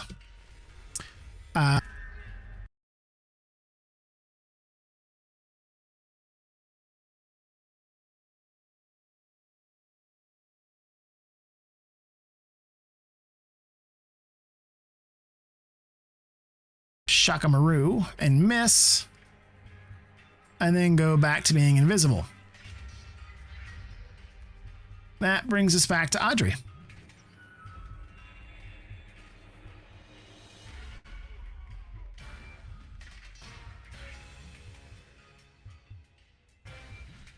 right, I guess I ready my crossbow and hold my action. Okay. It's going to bring us to Cassiel. He is going to do the same, ready in action. It's going to bring us here. So, trying to think of...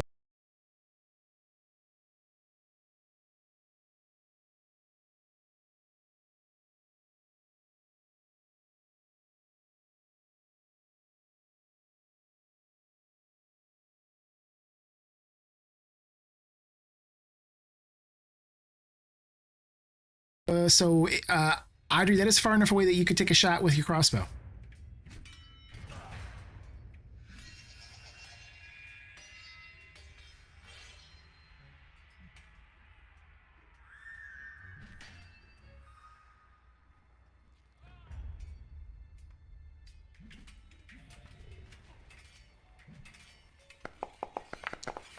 God damn, man! Fuck.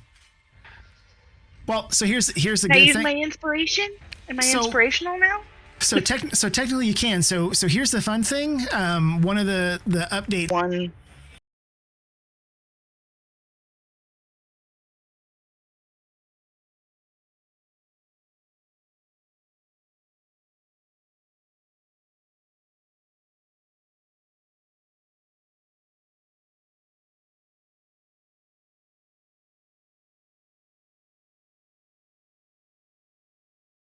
Thing. Okay. I have a quick question. Yeah. Next to my crossbow heavy, there's a new drop-down menu that says crossbow bolts. Yep. So that's the ammunition. That's just what it's firing. Oh, gotcha. Got it. Yep. No whammies, no whammies, no whammies. No whammies.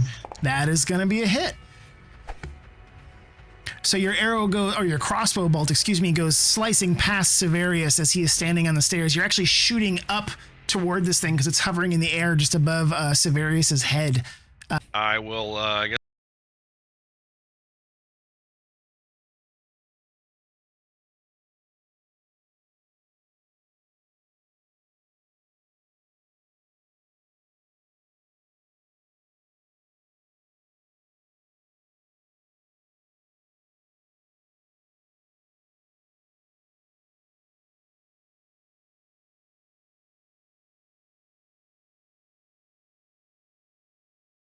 I'm gonna put a couple in the chamber and wait for something to show. Okay. Eldritch Blasts again. Yeah, I think so. Coolio. Alright. Selturn is just going to continue to keep his Thunder Wave ready. Lulu is going to call out to Olin to stay strong. We're almost done with the ritual, and she is going to ready another one of everybody else. So she's not going to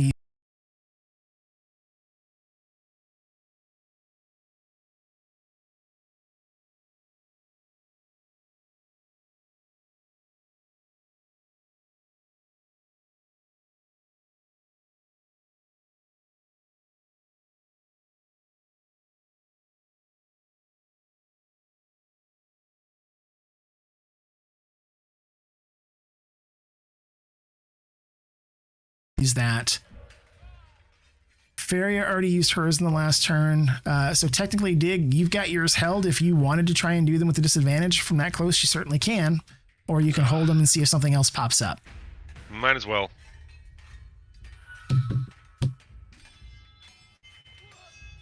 Control, right? Yep.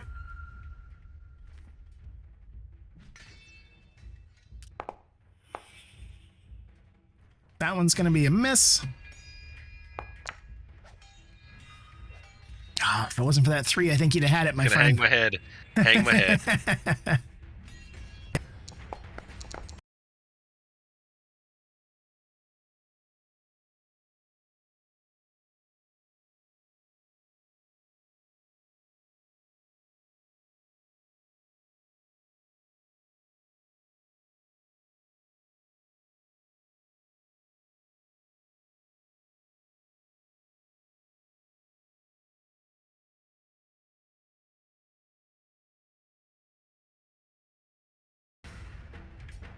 Okay, so you are maintaining the ritual, but I now need you.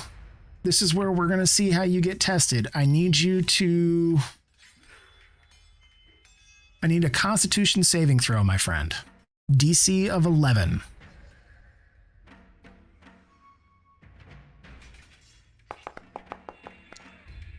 There you go. So you have made the Constitution saving throw.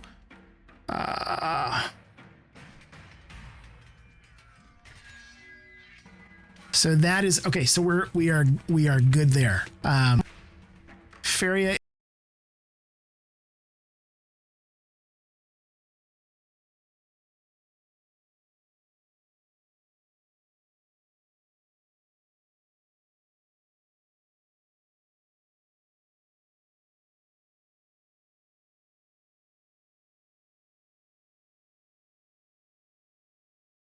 is going to ready her sacred flame again. And she is keeping an eye on Olin to make sure he has not been injured. That's going to bring us back to Moon. Moon is gonna say, everybody, we need to surround Olin on all sides. If we lose him, we lose the ritual. And then he's gonna ready his rapier again. It's going to bring us here.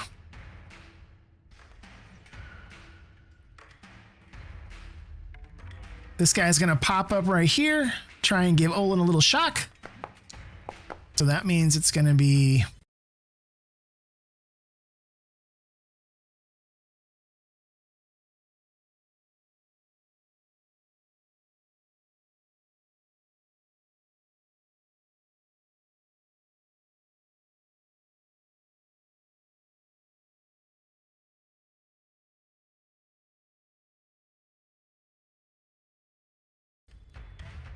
Well, let me do that. Let's see if it makes it save. It makes it save again, so it is not going to take any damage that time. It is going to disappear again. That brings us back to Severius.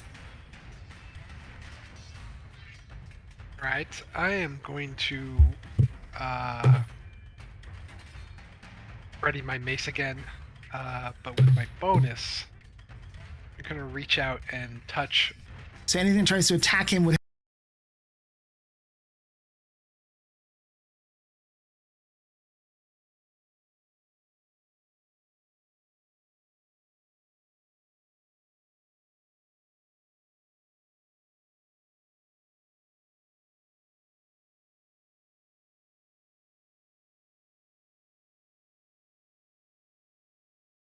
have disadvantage if it's one of those creature types, and he can't be frightened or possessed.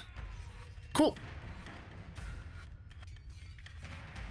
All right, so while you are maintaining that spell, you've got concentration. Got it. Anything else for Severius this round? No. Coolio. Let me do this.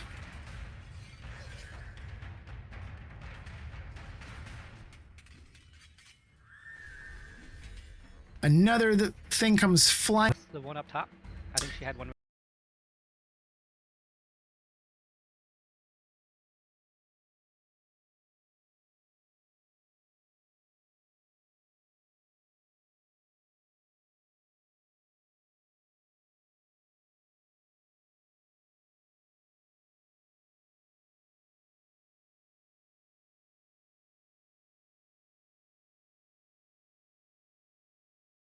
Ready again. You elected not to use it because it would hit all the rest of us earlier. This is true. Let's do this here.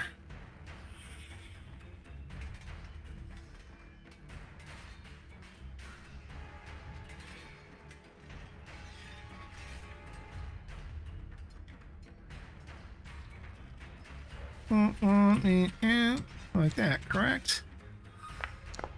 All right, that's gonna be Sparkles.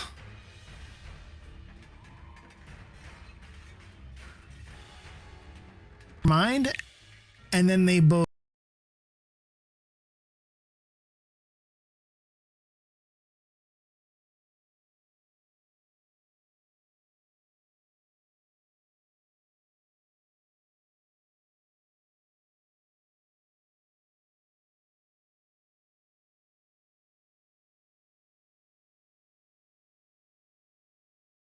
both disappear again. But she was actually able to catch 2 with that blast, kind of blindly targeting the one that she had been able to see.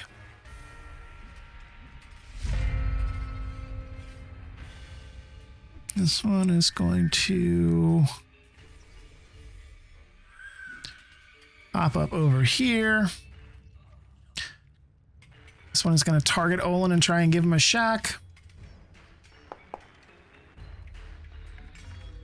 Oh, How are that's there going to be 2 ones? that is going to be a miss.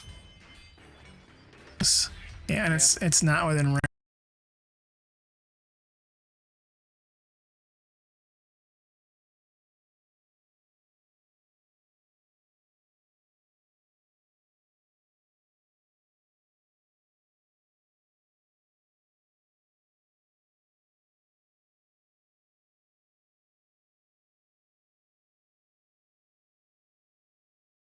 range. It's going to disappear.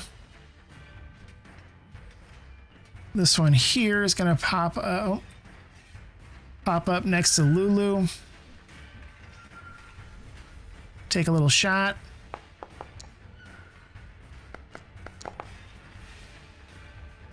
Oh, and Lulu again cries out in pain.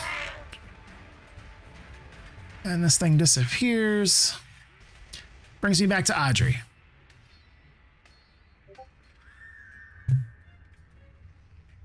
I ready my crossbow. That.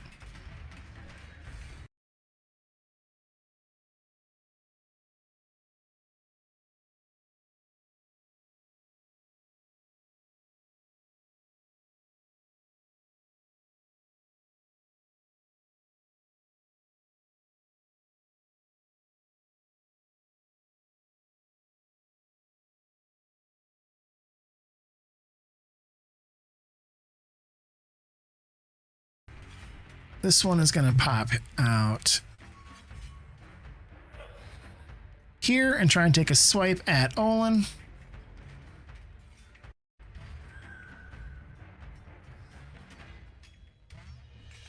Did that not roll? Let's try it again. There we go. He is going to miss. I believe Moon still has his attack readied. That unfortunately is going to be a miss. Not if I use my inspiration.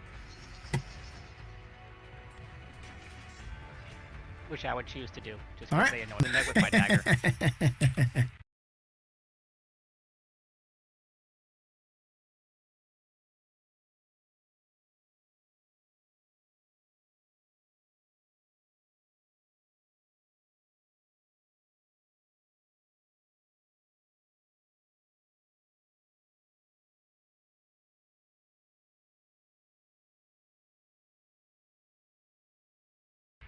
So as this one appears from out of the ether, slowly reaching out one of its tiny baby-sized hands from inside the ball of light to touch Olin, trying to shock him,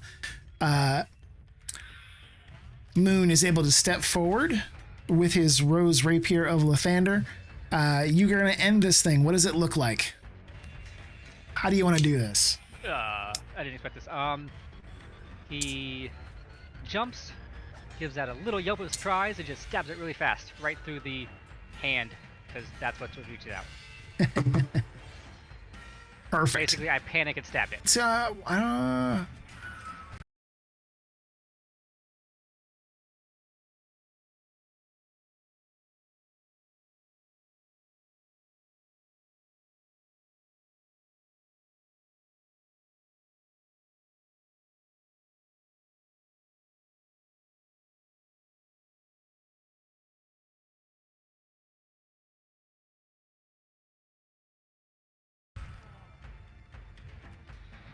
that was odd, right?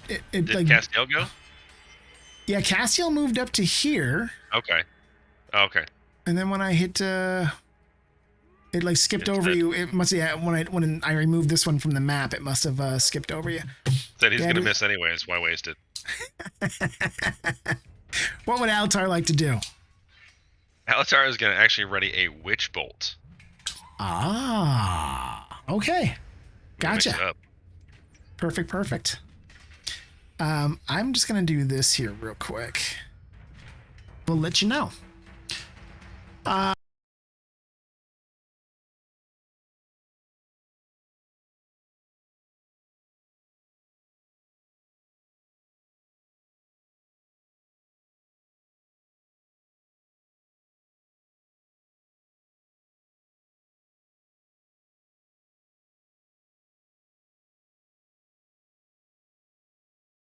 That's going to bring us to this guy. What does he want to do? So he's 10 feet up. He is going to come like straight over Audrey's head. She has a crossbow ready, right?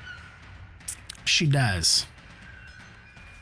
So as it comes up over her, she wants to fire off and try and hit it before it closes in and tries to take a swipe at Olin. She can do so.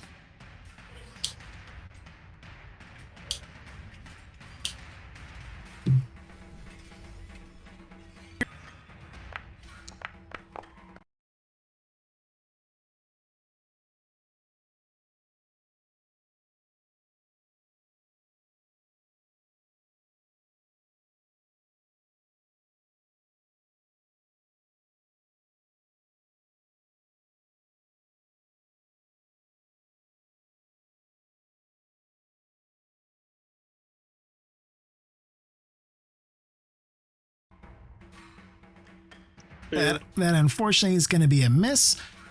It's going to basically... use my inspiration? You certainly can if you'd like.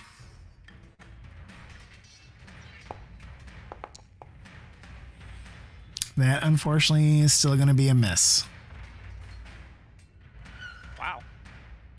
An 18? Oh, man. Yeah, they have very high armor class. It's going to hover past, almost passing through Audrey to take a quick shot here at Olin. You can take a swing at it as well.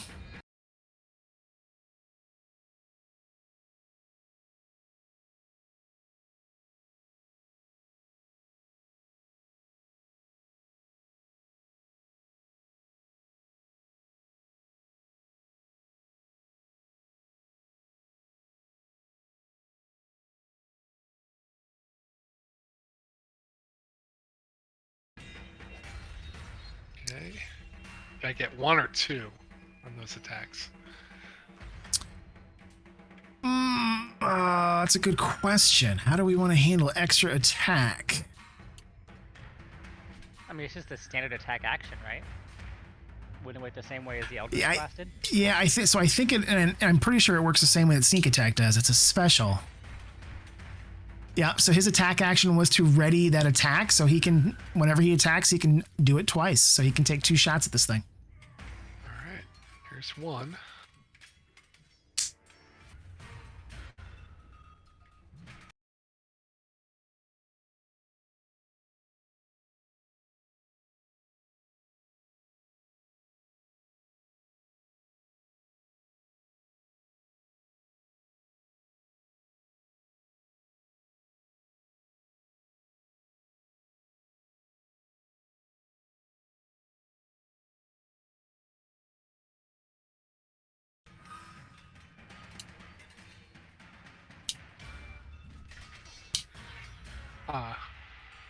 Trying different ways. Click on that attack. If you click on Do that it again, yeah. Oh. Oh boy. Oh boy. I hope he has inspiration too. I do have inspiration. He does. I haven't used it in a while. We're gonna burn all of them this combat. Yeah. Okay, I'll use inspiration. Okay. You can go ahead and re-roll that. But rather than the one that's dying. That Yeah, is inspiration.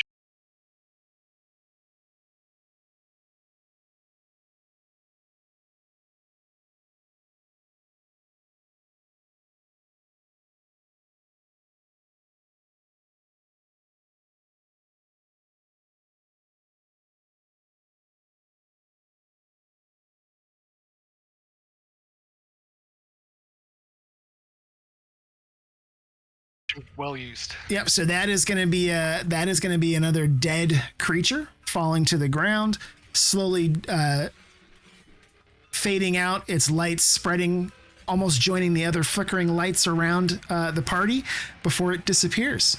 And that was actually its turn. I'm going to delete it so it's off the board. Its next turn would be Cell turn. He is going to again hold that thunder wave in case anything comes toward him, and he just kind of keeps slowly moving away. Can I couple like a persuasion check with that whole thing? He's doing it as a contested roll, and your 14 is going to beat his 9.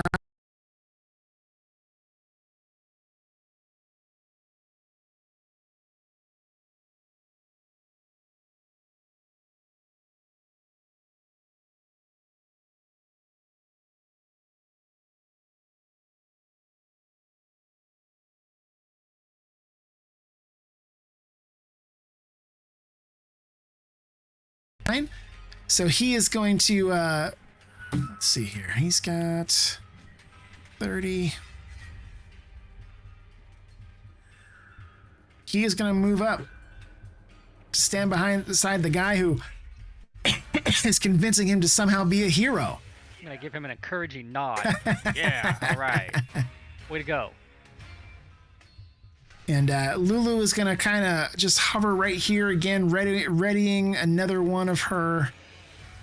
Man, she's only got one left. She's going to ready one of her bites in case something pops up near her. I mean, look what you've done.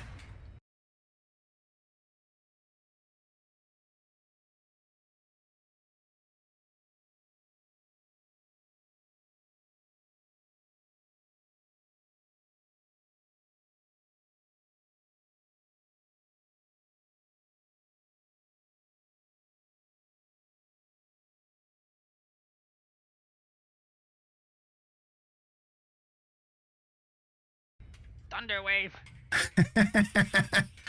Unfortunately, Thunderwave will hit everything around him. Oh. This is what I get for not knowing what Thunderwave is. Yeah, so it's a 15-foot cube that rolls out from him. So if he casts it, he's going to hit you, Olin, Altar. I changed my mind on the persuasion. Put him back. Yeah, I don't think he's going to cast it there, but he is going to scream out in pain, and look at you like, you know, you told me I had to be here, front lines and all. Are you going to protect me, save me? Get a hit.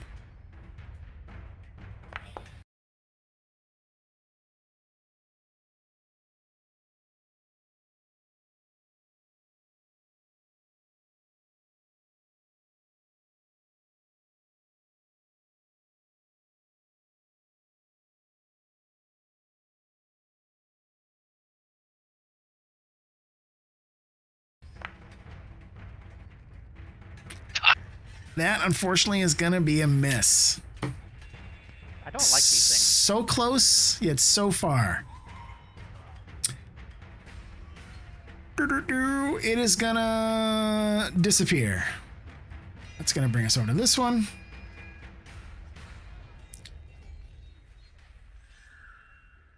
It's going to appear.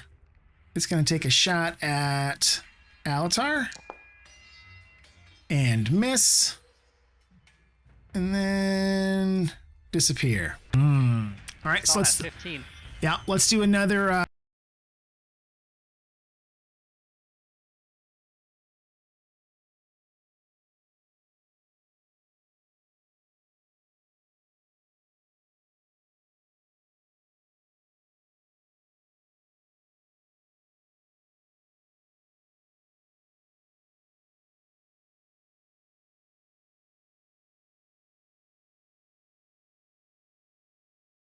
let's do another Constitution saving throw.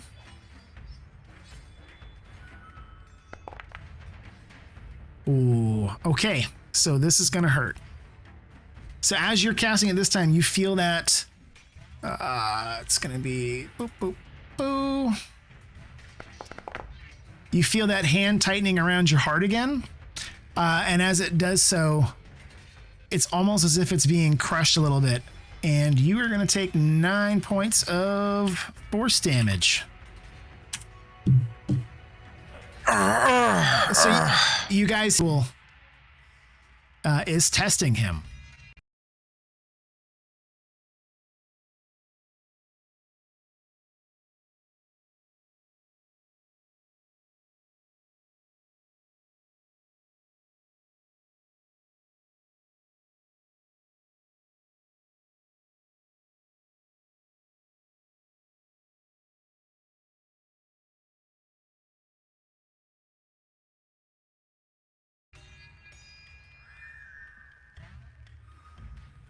That is going to bring us to Pherria. She is going to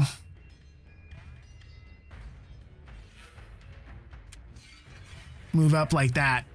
Having seen Seltern step forward and Moon calling out to step around and protect Olin, she's going to step up and ready another Sacred Flame. It's going to bring us to Moon. Hold steady, Erlen. Hold to your faith. We're almost there. There we go. So it's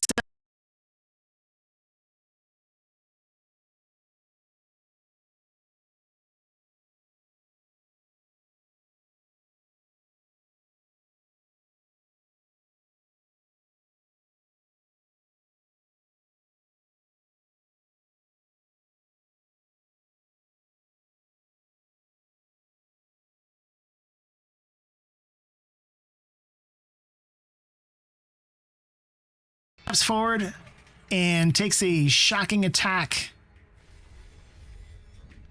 I can't tell if it's just pause or if it's gonna make me do. It's asking me for ability. Where? It's just asking me to cast Warcaster. Yeah, so it's because you've got concentration on. I'm not sure from what. Oh, is it your... Does Witch Bolt? No, I already cast it, and I missed. So which? Yeah, so Witch Bolt creates a sustain.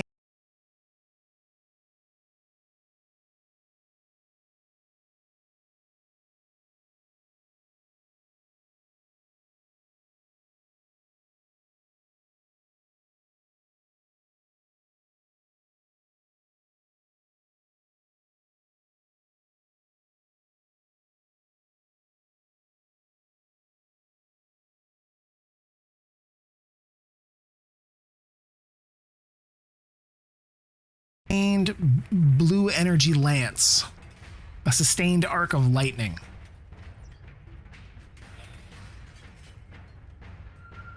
But it didn't hit. Yeah, my guess is that you don't need to roll Warcaster. Let me just go ahead and remove the concentration.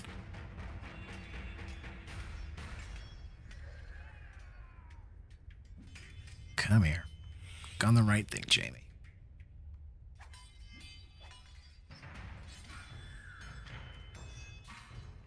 That. There we go. Continue to just kind of hold that ready to action as this thing floats in front of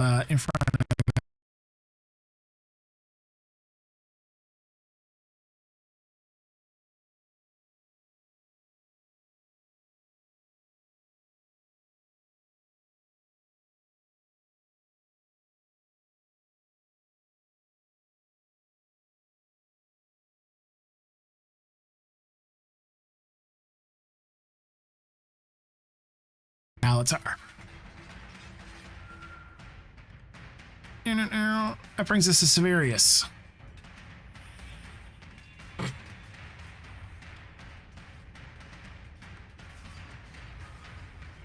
I'm gonna heal Castiel for about 10 hit points. Are you gonna do lay on hands? I am. Do that. Okay.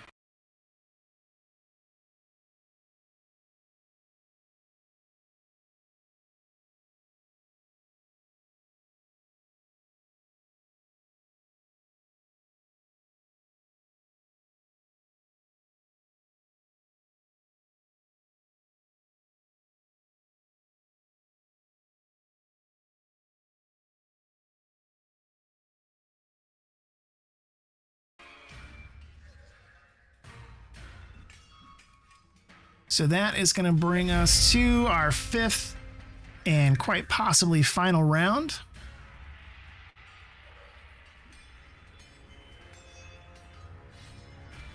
Popping up here next to Pherria.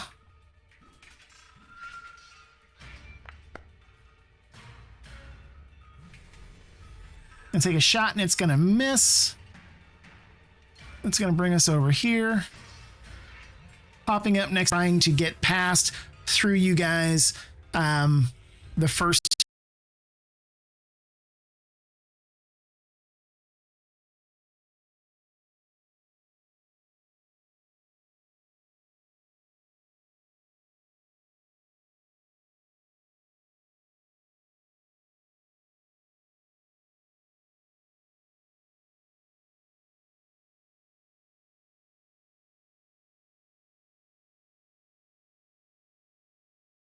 you popping up in the corners, coming around the pillars, buzzing wildly, like angry little,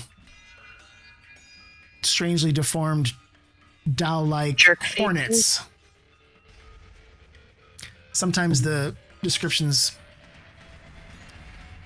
just aren't with me tonight. But they come in buzzing. Did I hit it twice? This doesn't. It rolled up. I think it. I think it did it twice, but they're both the. Unfortunately, that is going to miss. He gets to do that one more time because he gets.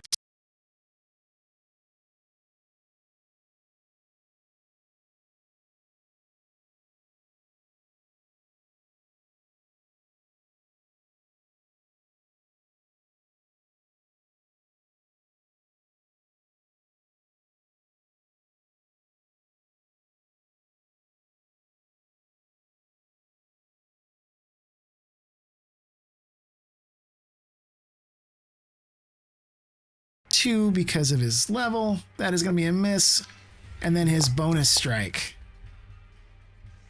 which will be a miss. So he's able to get off one solid hit on the creature, but is unable to down it as it continues to buzz. That's going to bring us to Alatar. So you've got this one right next to you. You've got this one over here through the throng. I will choose the one at a better distance so I can go back to my Eldritch Blast.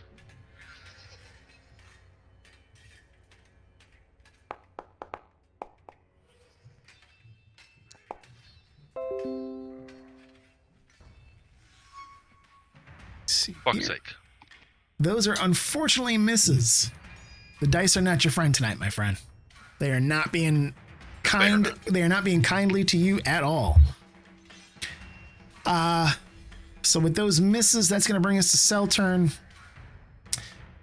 He is going to hold steady right where he is. That's going to bring us to... useful. Yeah.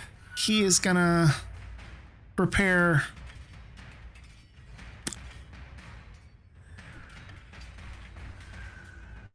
Does he actually? He does have that. He is going to cast Shillelagh on his quarterstaff. So he can use his spell casting ability instead of strength as his attack and damage modifier when he attacks with it now. So he's going to cast that and ready. That is a bonus action to cast Shillelagh as a cantrip, and he is going to ready his action as an attack with the quarterstaff if anything comes close. Can Lulu, you ready both an action and a bonus action, or just one? so no, he's cast. So he's using the bonus action, and Yeah, he's I'm just asking for myself. no. Can you So actually ready both? Or? no. I think Okay. you can just ready an action. Okay. Yep. I believe honestly though, I would probably check the rules just to be certain, but I think it's just an actual action that you can ready. Lulu is going to come flying in, kind of closing ranks here. She is going to prepare another one of her bites. That is going to bring us here. Directly in front of Cell turn. It is going to take a shot at him. Missing, and he is going to get to do an attack in return. Let me just check something here. You can do it. Unfortunately, he is going to miss with a 16. So much for that spellcasting bonus.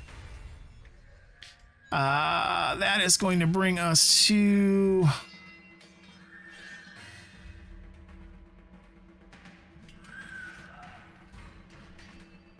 this guy who's going to pop up here.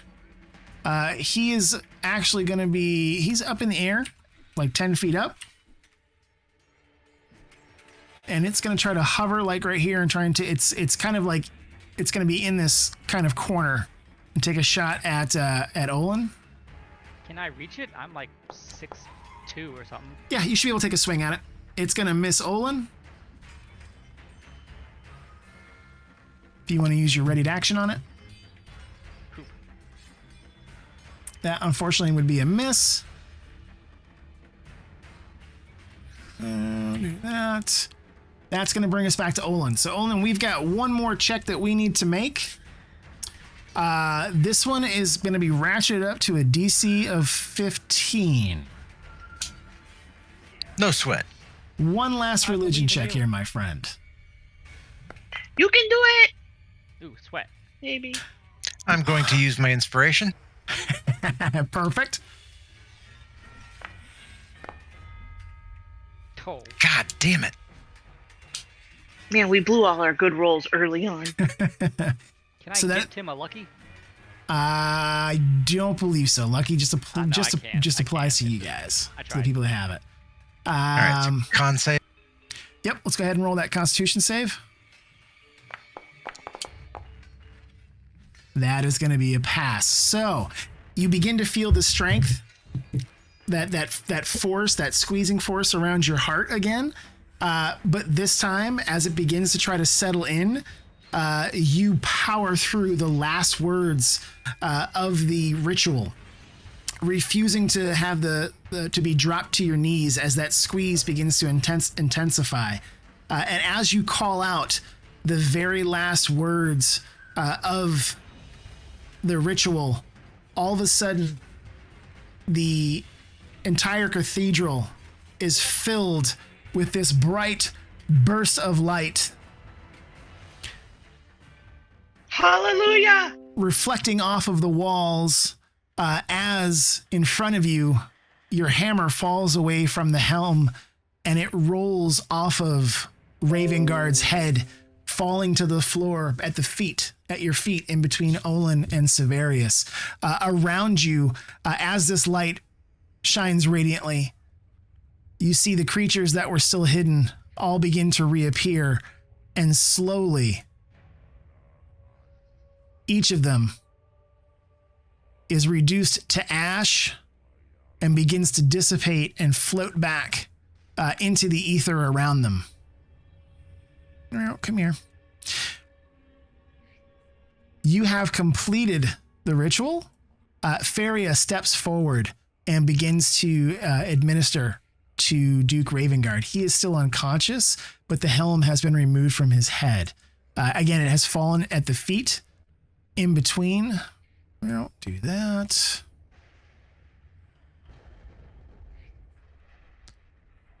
Let me do that. Good. One more here to go. Boom. Okay, so they're all dead around you. The light is shining. Again, the helm has fallen at your feet. I think this is probably a good spot to take a quick 5 or 10 minute break. I just got to grab some more fluids and use the bathroom. When we come back, we will see if we can get Duke Ravengard to wake up. How's that sound? Wait. Excellent. All right, so we'll take I'm going to step away. Let's say it's 9:30. It's 32. Let's be back at 42. Let's do 10 minutes. Okie doke. Cool, guys. So here we are. The shining light slowly begins to fade until you guys are just kind of returned back to the normal torchlight here. outside, the skies are beginning to lighten a little bit. I'm actually going to jump this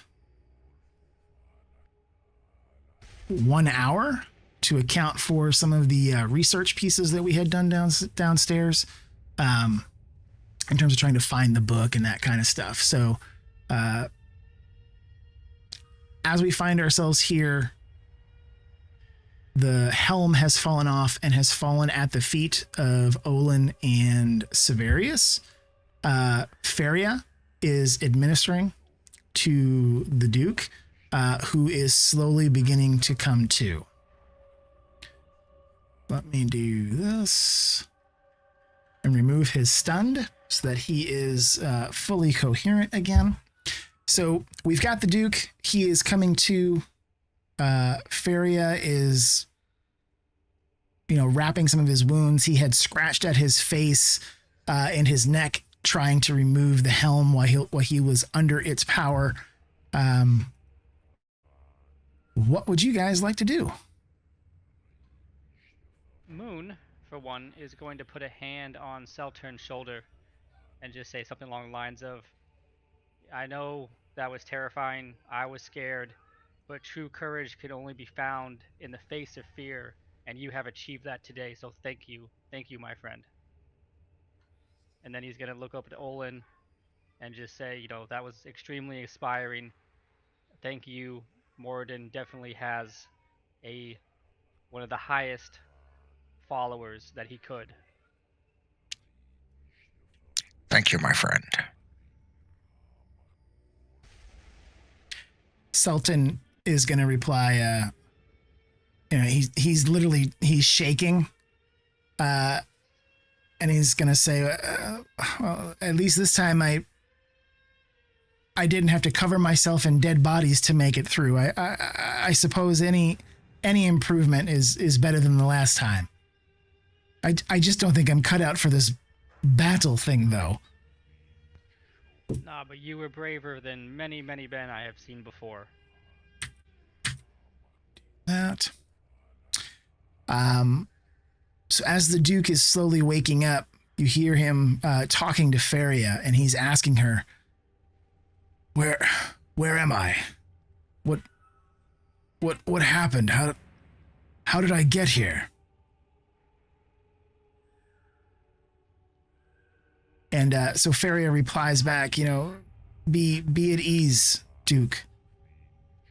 You are surrounded by friends. You were returned to us here in the cathedral by this group. And she points at those of you standing around the Duke and lets him know. They found you controlled by some vile presence that was trying to take over your mind. It seems that the Helm of Torm opened you up to a psychic attack that you weren't ready for. You've been fighting it off for hours, possibly even days. When they found you, these adventurers bravely fought off your attackers and brought you back here to seek help and assistance for the malady that was striking you low. With that, he turns and looks at all of you as he slowly sits up and swings his legs over the edge of the altar, rolling his neck a little bit. And you can see he is this is a strong man in the prime of his life.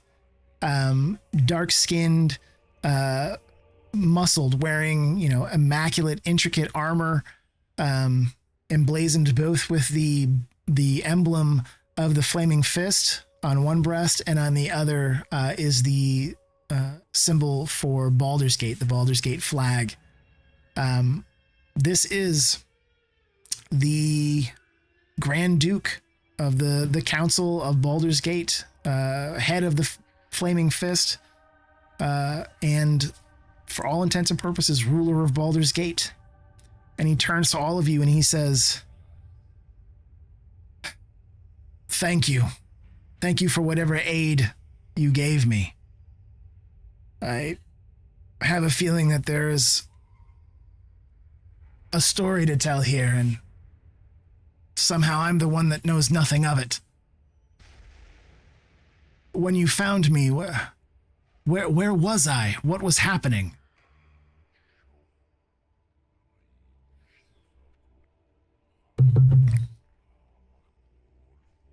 I ask him what he remembers.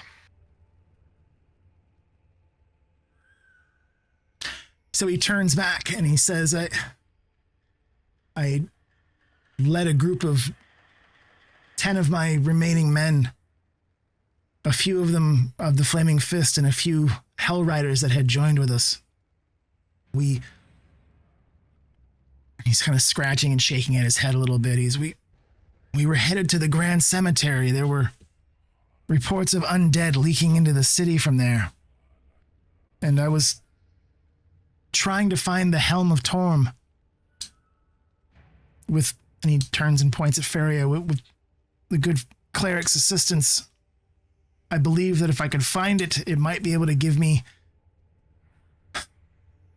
guidance, to show me the way, to somehow turn back the evil tide that is overtaking Elturel and save this once beautiful city. I remember working our way through the cemetery and then going down long stairs into the dark. And that is the last thing I remember. Well, good news is you found it. Bad news is it's what caused the psychic attack. The moon kind of points down to the ground at the actual helm. So he, as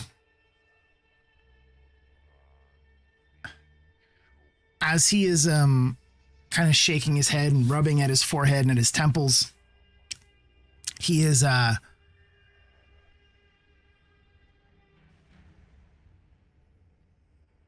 clearly shaken, and he asks, what of my men? Did any of them survive? Did you see any of them? We could not save them. We saw what was left of them. There wasn't much. Afraid all your men are dead that you went there with.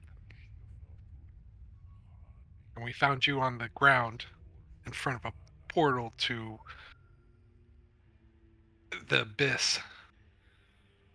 And we only barely got you out of there alive. I kind of think I dig the more Cajun type accent. I'm liking it. You might have that much control over it. So Ravengard nods his head.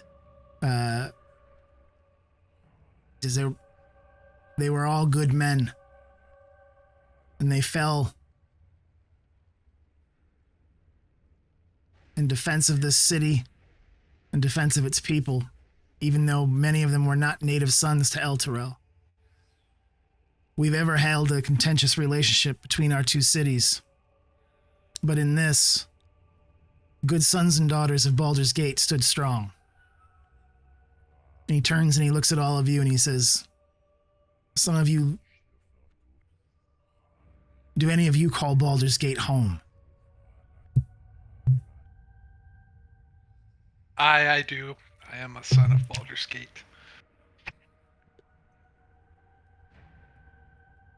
He says, then those men that fell, remember them with pride, for they fell not only for Elturel, but in defense of Baldur's Gate.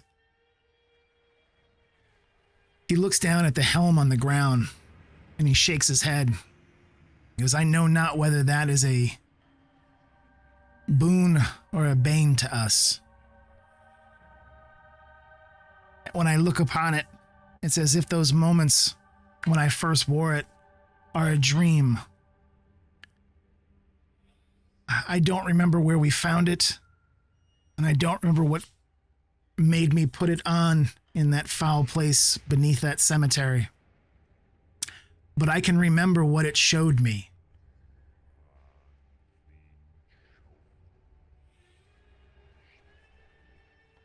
So he's going to describe this dream sequence that the helm showed him. And as he begins, Pherria takes out a small pad and paper and begins writing all of it down, instantly returning back to her, her roots of wanting to transcribe these important events.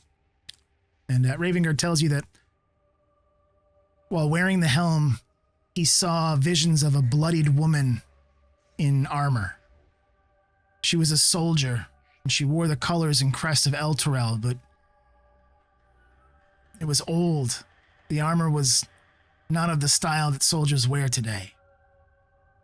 In her right hand, she grasped a long sword, fit for an angel. It shone so brightly I could barely turn my eyes upon it. As I looked upon her face, fresh blood streamed from a nasty cut across her cheek.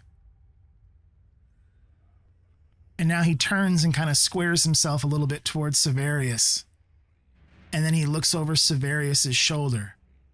He says, in that dream, flying next to that woman, was a small, golden creature with rapidly fluttering wings.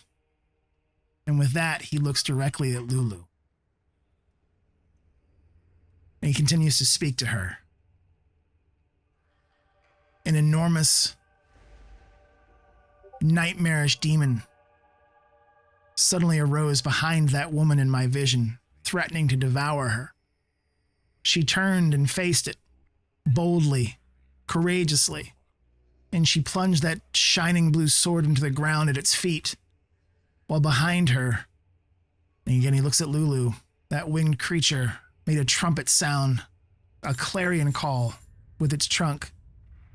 The demon that stood before them was hurled back, and an alabaster palace rose up around the sword, growing up out of the ground. This winged creature fled and took to the red skies of Avernus above, and it watched as the alabaster tower was covered in a bloody scab that grew up out of the ground and engulfed it and the enormous demon that had tried to battle this brave soldier. I watched as the winged creature fled and then wandered in delirium before coming upon two odd, bird-like humanoids dressed in patchwork armor standing next to a strange, infernal-powered vehicle. The dark bird creatures were equipped with odd weapons and tools. So as he's saying all this, you see Lulu's wings begin to flutter even faster, and she's trying to, shake a little bit and get a little bit closer and look at the Duke. And she says, what else? What else did you know of me? And the Duke shakes his head and says, that is all that I saw. The vision ended with you with those two bird-like creatures. The alabaster tower quickly being consumed by the rotten stone of Avernus, encasing it behind you. After that, I saw no more.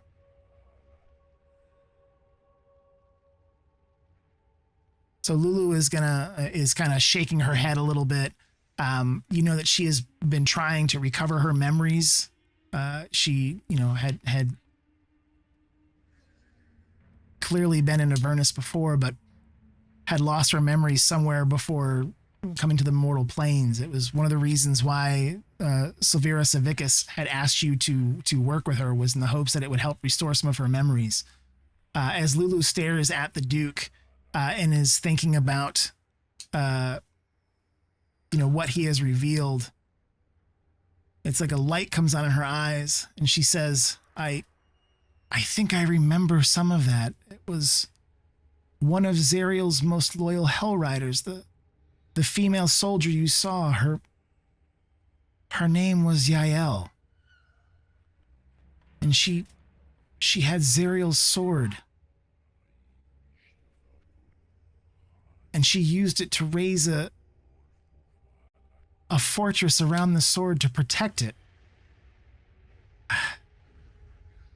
But I don't remember these bird creatures that you speak of, or where I was, or what that tower might be now. And she kind of sinks down to the ground a little bit, and she's clearly dejected that, again, her memories fail her and she's not able to draw forth these things that you would need to know. But Ravengard gets up and walks over to her and kneels down, and he says, the Helm showed me what we needed to save Elturel. That sword that it revealed, the strength with which, and with that he looks at Lulu, your friend Yael wielded it with. That power might be able to help us save Elturel. If there's anything we can do to find it, anything you can remember, please share it with me. And you can tell he's kind of fervently looking at Lulu, begging her to remember more. And she shakes her head and says, I just, the memories, everything is so fuzzy. I can't remember much more than Yael. And the Duke stops and says, what of the birds? What if that strange vehicle they stood in front of? And Lulu closes her eyes and shudders and is trying to think. And she stops and she says, all I can remember is Knucklebone. And she looks up at Ravengard. Do you know what that is? What Knucklebone is? And he shakes his head in disgust and says, I've never even heard of this. And he turns back to the rest of the group and he says, I must find this sword. The power that it revealed was enough to throw the demons back. We might be able to use it to save Elturel, save all of these citizens that are hiding here as the demons and the devils fight below us.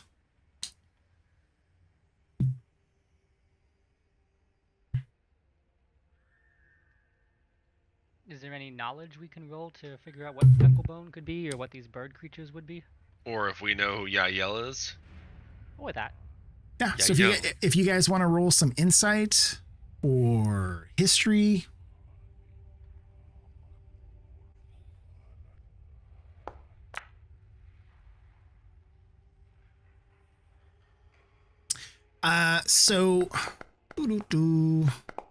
We got everybody roll. You see me rolling. So I'm going to say Altar with the highest roll. You are the one that knows this information. So you know that the name Yael is familiar to you. So you remember the fall of the Hell Riders and the fall of Zariel. So the Hell Riders were a group of fabled warriors and soldiers in Elturel who literally rode into hell to battle against the devils and the demons in the Blood War. Zariel was their leader. She, one of her best friends and one of the sergeants in her army was Yael. When the ride of the Hell Riders, when their charge into hell began to falter and her men began to die, and some of the Hell Riders turned back in fear, Yael was one of the soldiers that stood by Zariel's side. Zariel, who is now the Archduke of Avernus, when she fell, Asmodeus, who is like the devil, he's the king of all devils, he runs all of the nine hells, was so impressed with her valor and her undying desire to win that he offered her this dukedom, that she could become a basically a fallen angel, a leader here in the nine hells. She chose to do so, even though she once walked in the light and once was an angel. When she did so, it was rumored that she asked Yael to make one last charge to take her sword, the sword of Zariel, and remove it from the nine hells. You can intuit from the vision, it sounds like Yael used the sword to push back the demons from the portal. and that the sword was then encased in alabaster and then cracked stone of Avernus. So the sword may be here somewhere, buried in some magical tomb, encased in the powers that protected it and closed the portal. And it looks like maybe Lulu was there, because that's what Ravengard saw in his vision. And how long ago would that have happened? How long ago was the Blood War? So the Blood War is ongoing. It is never ending, and it's been going on for millennia. It is currently raging on still beneath your feet down at the River Styx. So when you guys came across the city and you could see those giant infernal iron chains that led down into the dark river below, that battle that you heard from below were the demons and devils fighting each other. So the devils inhabit the 9 hells. Demons and inhabit the abyss, and they have been fighting back and forth. So there are all kinds of openings between the 9 hells and the abyss for both sides to sneak through, and they have been fighting against each other for millennia. So the ride of the Hell Riders and Zariel's fall was all of that occurred within the last 60 years.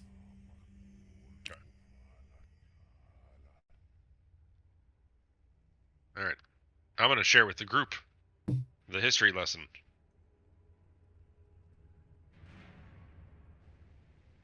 Did And any see of if that anyone spark thinks of anything anything. about Knucklebone?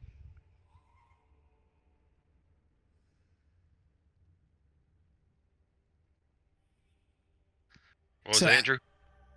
I was just saying, did that spark anything regarding the whole Knucklebone thing that she remembered? I feel like that might be an important thing to figure out. Unfortunately, nothing thus far.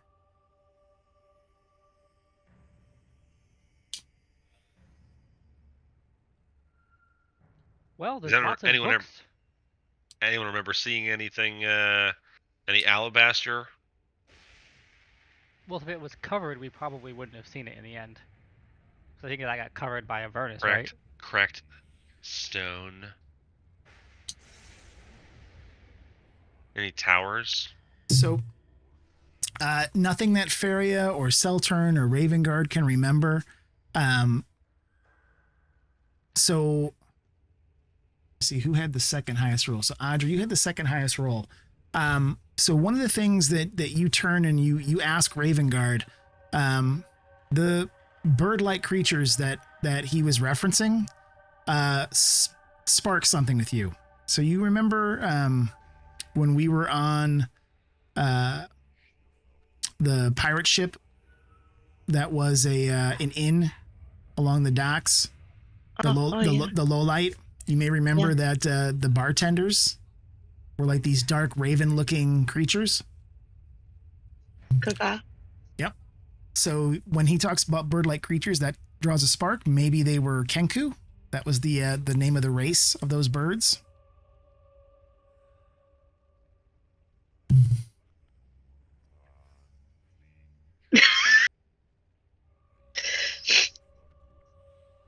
So burbs on the ship. So Burbs. the burbs on the ship, the burb people on the ship, work in the ship, but it wasn't their ship, right? And they basically just communicated by repeating sounds, mimicking. Correct. Sound. Click clack.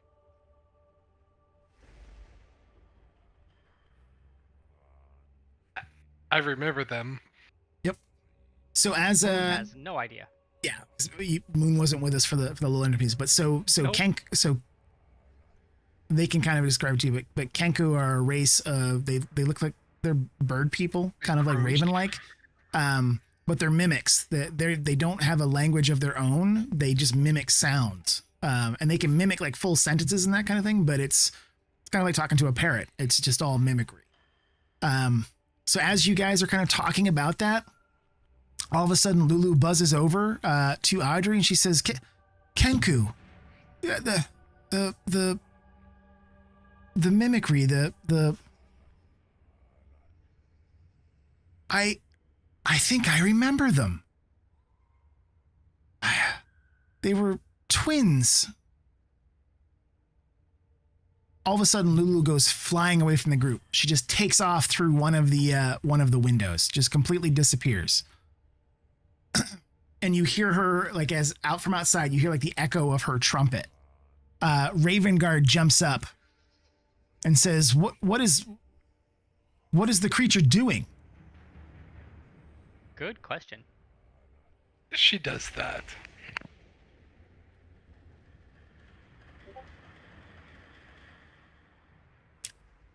So you hear outside the trumpeting again as the kind of coming from around different sides. Like you hear it echoing in through different windows around you.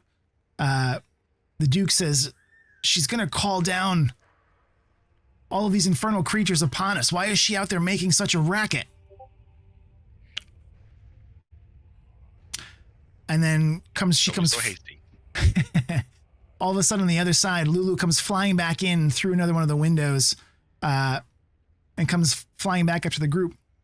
And she says, I think I remember the Kenku. They were friends of mine.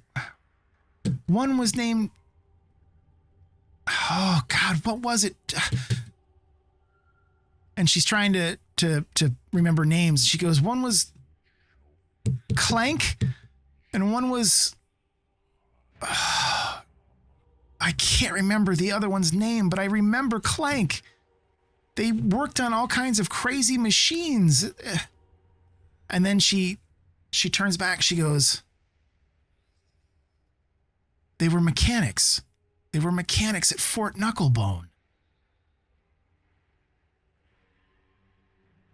Insight on Fort Knucklebone? Now that we have another word? You can go ahead and roll that if you like.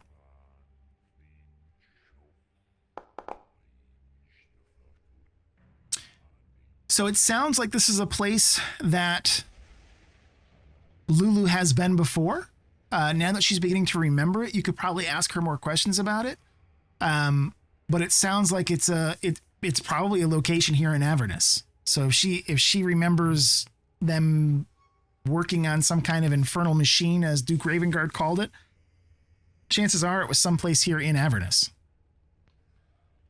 Okay, I'm going to start asking questions about the fort. If she remembers at all where it might be, what it looked like, if she flies back up, maybe more quiet this time, can she spot it? Various things. So she says she remembers it only vaguely, but it was a town, a small village at the time in Avernus, where there were a group of people building these infernal machines that the devils would use in battle. These giant fire and soul powered rolling killing machines. Think like Mad Max bass player on the front leaning way out, and you've got the style down. She can remember that her, when she first began to lose her memories, that she thinks that Clank and his sibling may have helped her. She can't remember when she last saw them or when she left. But she'd be more than willing to fly out and try and see if she can't figure out where it might be. But she knows it's not going to be up here in Elturel, that if you really want to find it, you'd have to descend down into Avernus proper. As she says that, the Duke says that would be incredibly dangerous. The chains are massive. I suppose you could possibly crawl along them, but we're still 500 feet up at my last check. If you fell from that height, it would surely mean your demise. How would you possibly get down from Elturel to Avernus below? Well, I'm really good at climbing. But that's just me.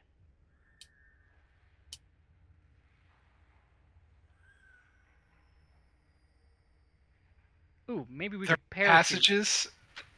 The Devil's Poop Chute. Do you guys not remember the Devil's Poop Chute? Nope. I do not. Could you elaborate on the devil's poop She's shoot? referring to the devil's anus. The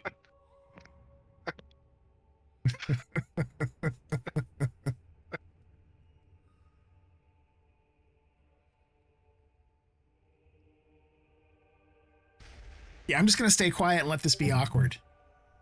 That's what I'm good at. It's sinking in. You guys don't remember? Come on now. So Ram it up your poop chute. So I heard Ryan ask if someone ask if there were tunnels, that kind of thing. So right now, Elturel is kind of floating up in the sky. The companion is still lighting up the sky with lightning flashes above it, and there are these giant infernal iron chains connected to the city with huge spikes that are pulled down into these machines on each side of the river banks of the river Styx, and they are slowly withdrawing and pulling the city down. If the city is completely engulfed in the river, everybody inside will be killed, and their souls become reborn as devils to fight in Zariel's legions against the demons. It's the entire reason why they took the city, and they're trying to pull it down. So right now, the city itself is still floating up in the air 500 feet with these chains connected down to the ground. So there are tethers that you might be able to climb down, but it is a deadly distance down to the ground below. Not saying it couldn't be climbed, just saying that it may be difficult.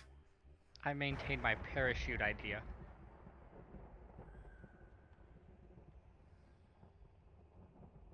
And our friends Pherria, they don't have any idea of how to get down. Seltern. So he says, I don't know of any way down other than to try to climb the chains. I know that some people have tried to do so, but they've never come back up the chains to say if it was possible. The chains are huge, and he describes them. Each link is like 30 feet long with barbed iron spikes. So you'd have a lot of handholds and that kind of thing if you wanted to try to climb down. It's just, it's the distance. We would definitely roll some skill checks.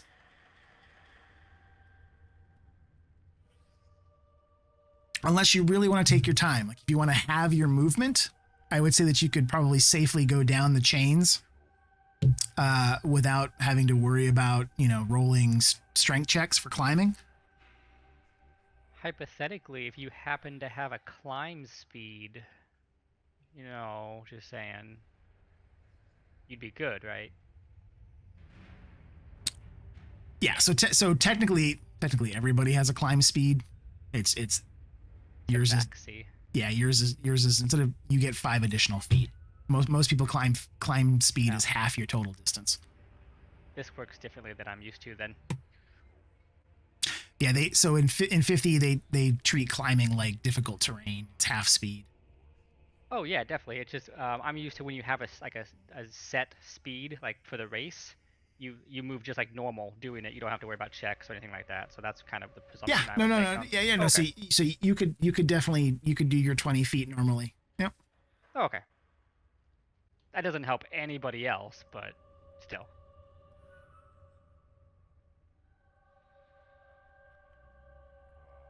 So we got parachute potentially, climb down slowly. There's no giant fun slide. None that you know of. So I'm gonna pause this just for a second, and I'm gonna say that Lulu is gonna go out to reconnoiter and see if she can't figure out like which direction you guys may want to go in. While she is doing that, the Duke is gonna ask you if he clearly wishes that he could go along with you, but because of his injuries and the fact that he's still trying to recover from some of this psychic damage, he asks, will your group descend and try to find out the location of this sword? Without it, I fear that there is no way to save Elturel. And my primary concern is not only the citizens, but finding a way to return this city to the mortal planes.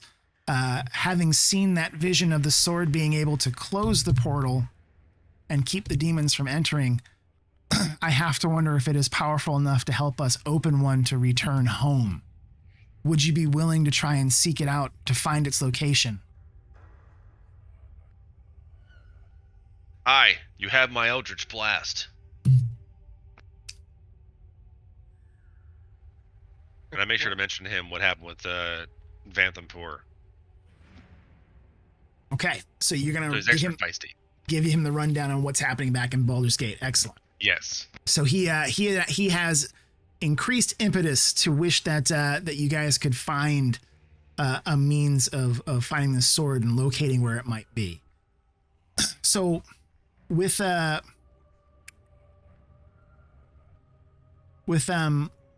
Lulu flying out and around, she comes back and states that she believes that Fort Knucklebone might be about 10, 15 miles to the south. She thinks that she recognizes a small mountain range that Knucklebone was close to. Her best guess is that you could probably travel there. If you can get down the chains, you could probably travel there in a day. If we move at a steady march. That is climbing down the chains.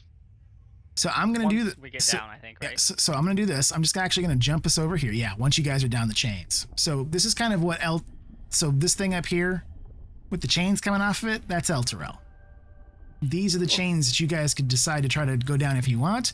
You could try parachutes, build a hot air balloon, put a bunch of fucking sheets together and make a rope. I'm open to whatever you guys want to try. Build a basket? Yeah. Lower it? We'll figure out what happens depending upon what you do.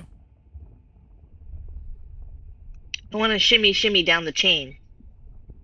Do we have any spells that would help? Anything that can fly or float or something like that?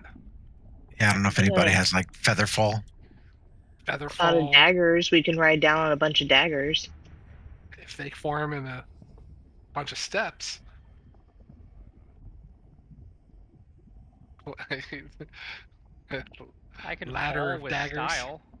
I can call lightning. We can all get zapped down there. So I'm going with no on that one. So we've got jumping off with some sort of thing to slow us down, or climbing currently. Climbing. Climbing. Is my vote. I go with think climb is climbing. fine, so I'm good with it. Sounds like climbing is the way. Okay. I got some basic athletics. I mean, we're climbing down really Acrobatics? slowly. I use acrobatics. Extra and special do it. careful. Can I do it like those chicks that hang from like the cloths of fabric and make it acrobatic like? You want to Be like, oh, I'm gonna do some stripper movements while I'm coming down the chains. it's not stripper, it's erotic hammock ballet. No, it's stripper. Exotic. It's actually it's just cardio. I prefer stripper. Exotic erotic hammock ballet. Oh yeah. Sure. It's right, chain hentai. We're good. So you guys want to try to climb down. So That's the votes. okay, so Lulu and Snufflechops can both fly, so they'll be able to kind of move their way down. I'm presuming Lulu can't carry anybody, right? No, so what I'm gonna do, and we're gonna retcon this real quick. So everybody can take a long rest because you're gonna wait until the next day to actually try and do this. So you've readied whatever climbing gear you have. If you have pythons, hammers, ropes, any of that kind of stuff that you might have had in case you need to use it as you ease yourself down. Most of you guys probably had some of that stuff in your explorer's pack or adventurer's pack or thieves pack or what have you that you got from your starting equipment. So you can ready some of that stuff, but everybody else go ahead and do a long rest on your character sheets, upper left-hand corner if you mouse. New day or no new day? Go ahead and say new day. We're going to actually wait until the following morning, and I'm going to progress the clock here to 8 a.m. tomorrow.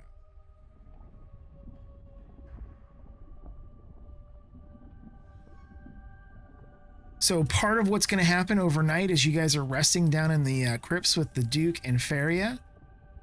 She is going to approach Castiel, and she is going to hand him a leather-covered book that has a single hand embossed on the front of it. You see him kneel and bow to her deeply, and she just kind of puts one hand on his shoulder, and you hear her whisper, use it well. As Castiel returns back to the group, he has tears in his eyes, and he's clutching this book to his chest, and he says, I've been looking for this for so long, I didn't think I would ever find it. And he mentions that he had told Pherria of this book in passing, and this is the tome that he has been searching for that had been stolen from his monastery. This has been his life's quest, is to reclaim this and bring it back to his brethren and to, fulfill his promise to the monastery that they would be whole again. In kind of celebrating this a little bit and congratulating him, he turns to each of you and tells you that, now that he has it, he is sorry, but he won't be able to continue on. The chance of losing the book yet again, as much as he owes all of you his life, as much as he wishes he could help, his primary goal has to be to protect this book and get it back safely. And with that, we are going to wish a fond adieu to our monk, so that we are now a 5-person party again. Can we add my split personality? We certainly can. So I can see. Okay, everybody got their long rest, so we are all in good shape. I'm going to go ahead and do one here. Let's return our little friend back to full hit points.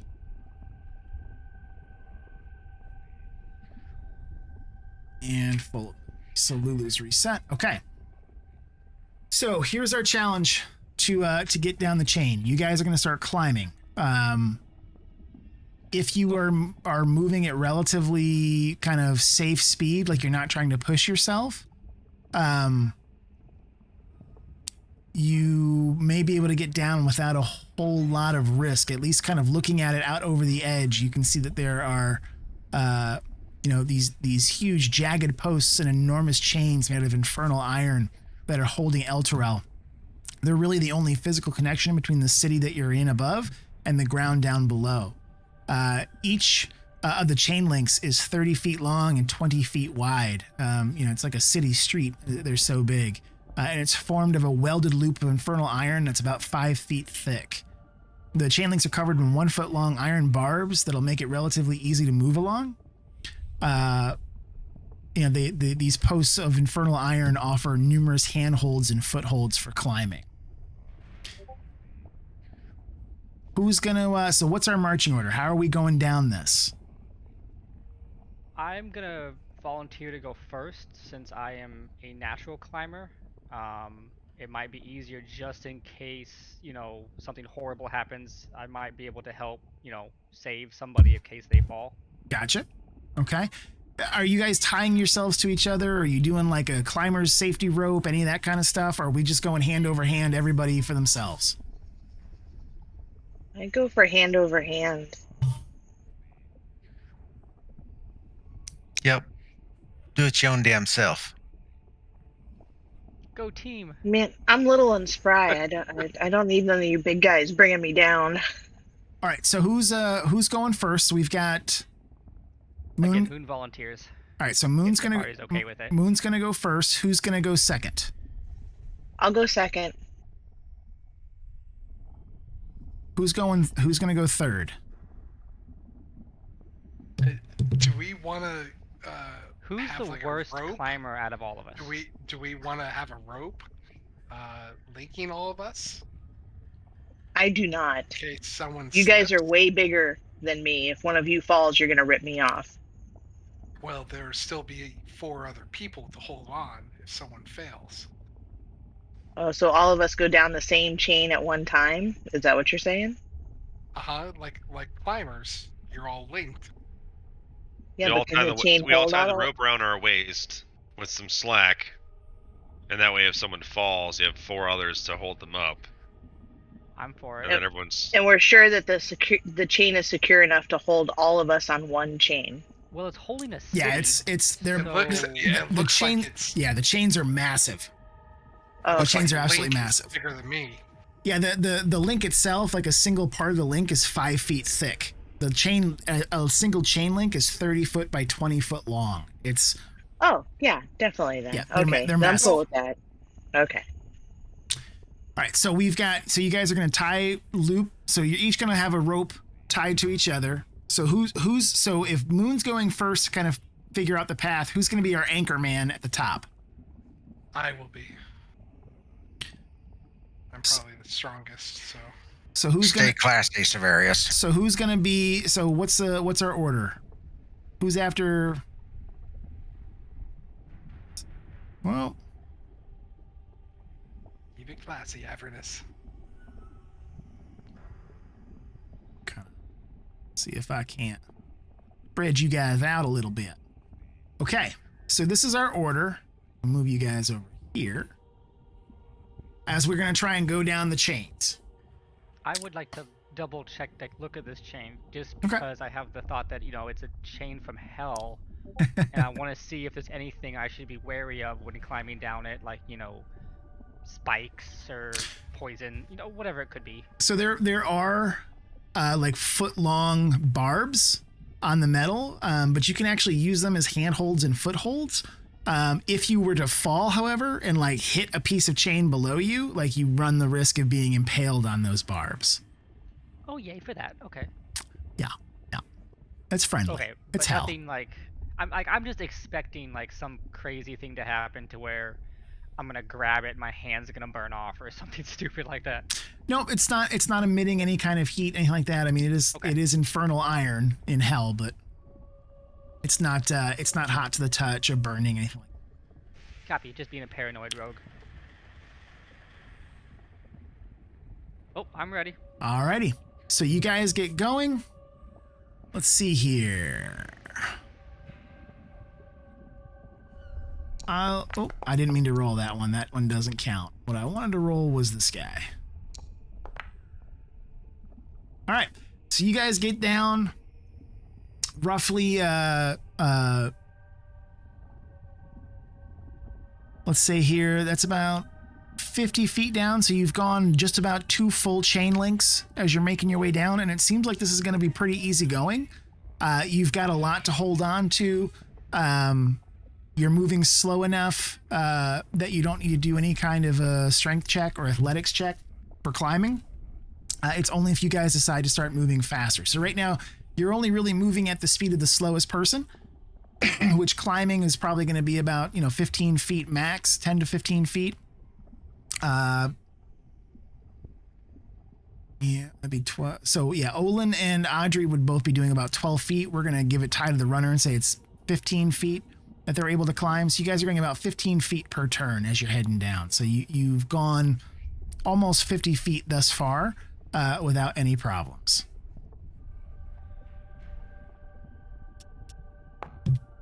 All right, so you guys go about another 50 feet.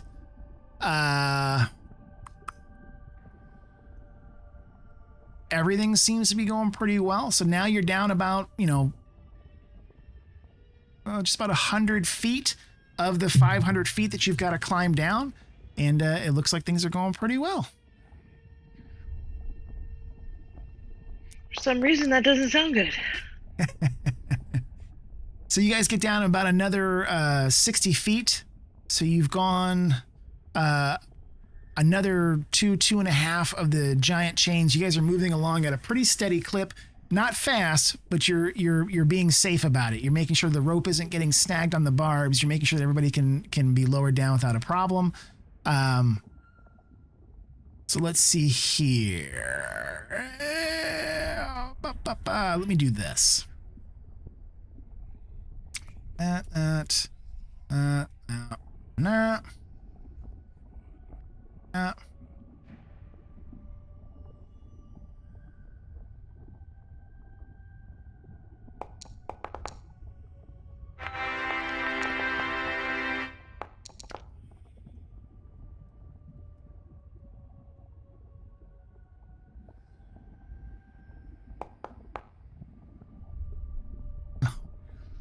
Dig, your dice are shit tonight, bud.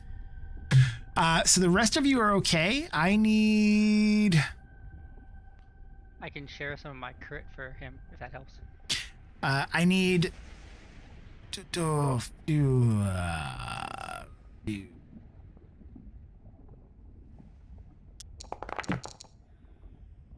Okay, so as you are climbing down, Alatar begins to feel like as if the iron itself is beginning to leach some of his life out of him. I knew it. He recognizes that he has now taken about 9 points of damage. It's necrotic, so he's feeling like the iron is beginning to leach some of his life force out of him. This continued contact with the infernal iron is beginning to have a negative effect on the group. Each of you felt it beginning to tug at you, but your constitution was high enough that you were able to kind of shrug it off. Kind of like when you first start getting sick, you're like, am I sick? Is that a itch in my throat? Nah, I'm okay. I'm going to be fine. And the next day you wake up and you're half dead. It's kind of like that. You guys are climbing down the chain. You're shrugging it off. But Alatar has begun to feel the effects. See? Devil chain. That's what I'm saying. So I also now need, just because if you're going to have fun with it, God damn it, have fun with it. Woohoo!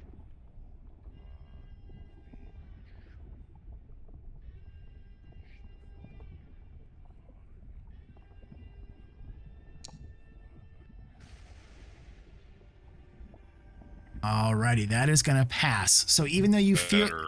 No, that's good. You're good. It was a DC of 10, so you passed it with an 18.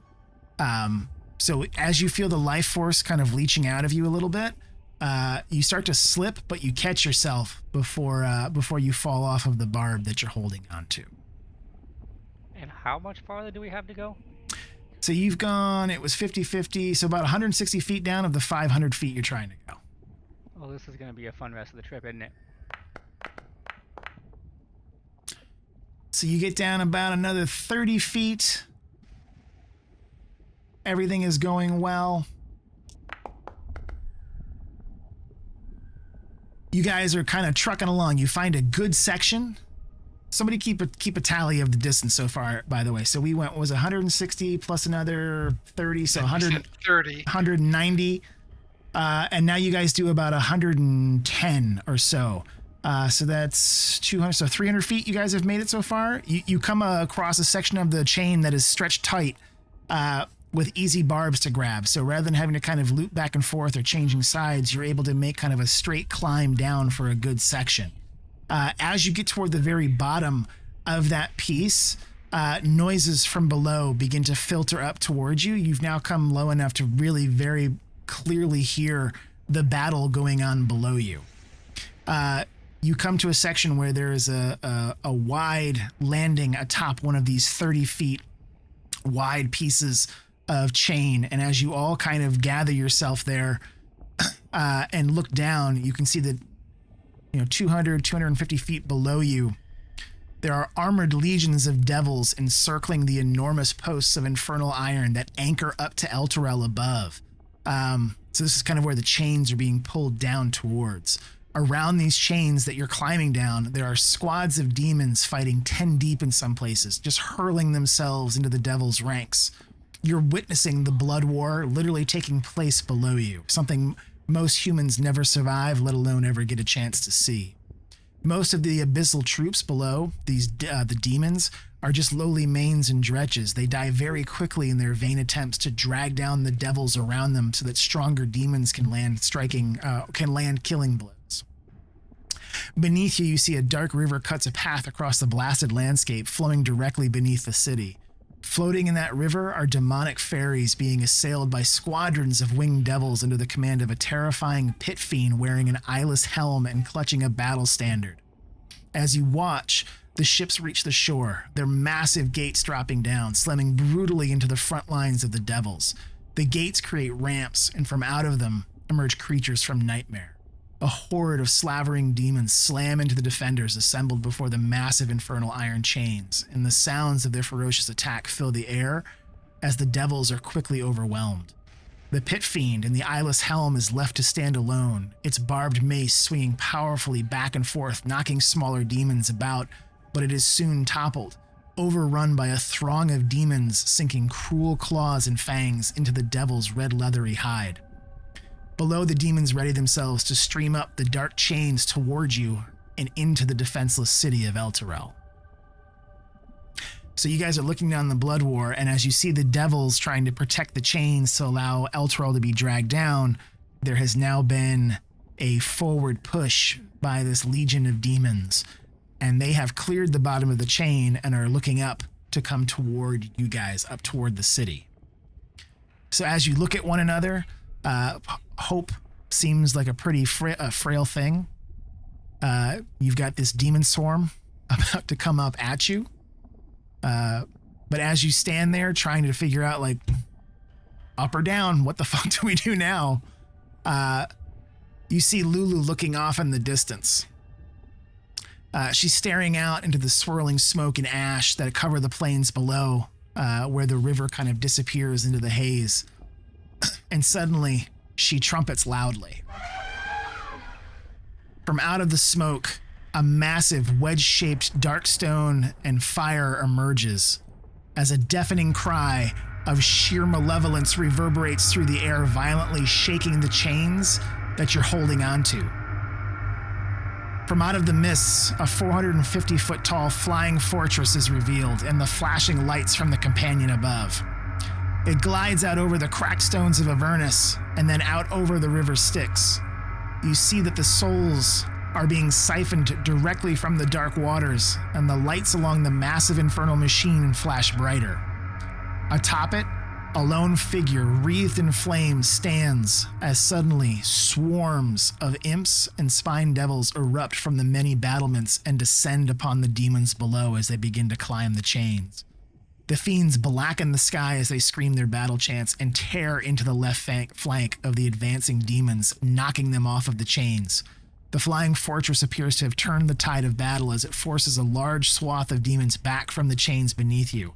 Lulu turns back and looks at all of you and says, "Hurry!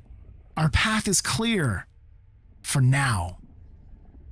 And just in case you're wondering, this is the,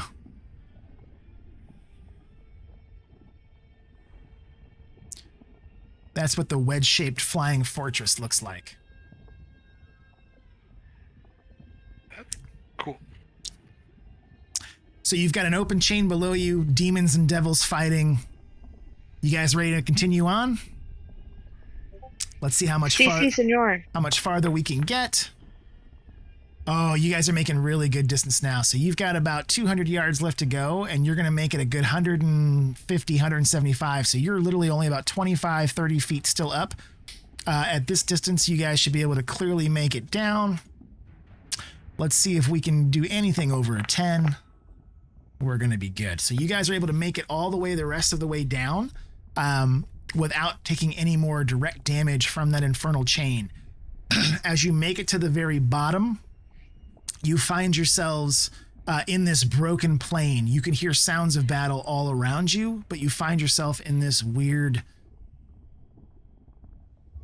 quiet space in between. The demons and devils have swept away from the base of the chain, and you have a chance to try to quickly make it away. Lulu points and says, "This way, Fort Knucklebone. We've got to haul ass if we want to get out of here before these things recognize we're here."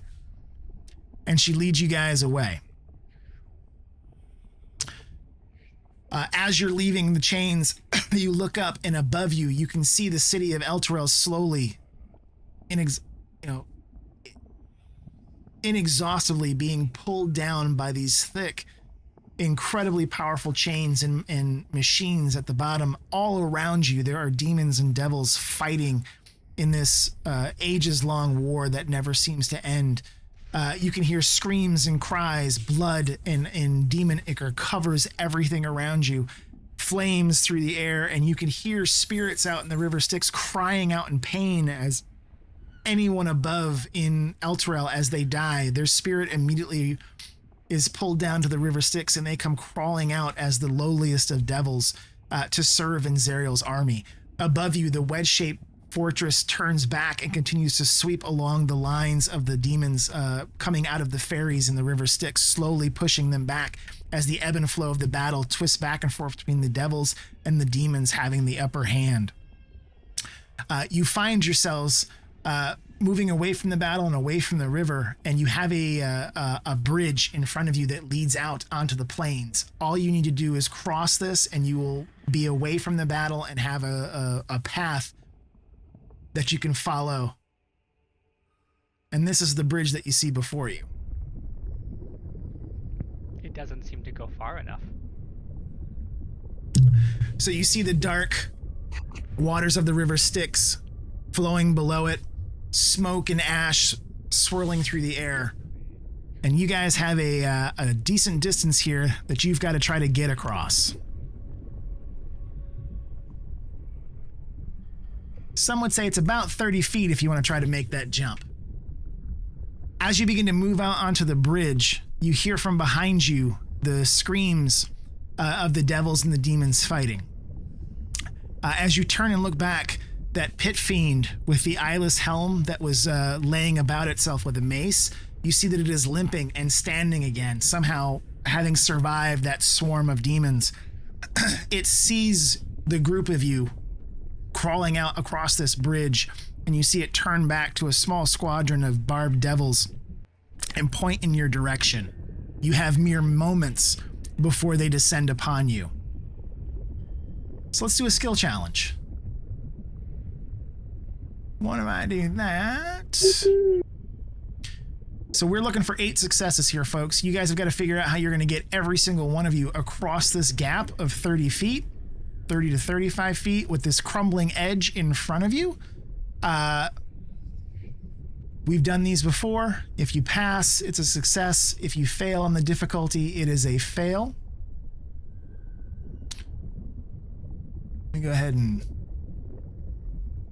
make it so that you can see all of that fun stuff. So again, skill challenges, you can choose any one of your skills, but you've got to role play and explain to me how it is that you are using it to try to cross that distance. You've got a distance of 30 to 35 feet. There are some of you who can make that jump. There are those of you that can't. The fun thing is because it's a skill challenge, you can only use athletics once. So I will let you all begin to discuss how you want to do this. But what I'd like you all to do is let's roll a d20 or roll you know what? We'll do it this way. It'll make it easier. I'm just going to pop all of you guys into the combat tracker. Just go ahead and roll initiative. We'll do it that way. That way you get your initiative bonuses. And instead of combat, we'll just use that as our tracker.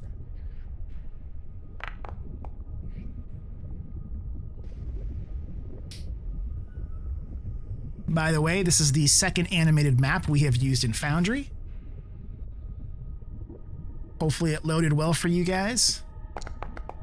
Yeah, it's moving along nicely. It looks good.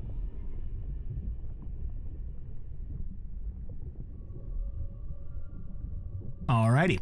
So it looks like we're going to have Alatar go first. So again, same thing. We're looking for 8 successes before you guys have 3 fails.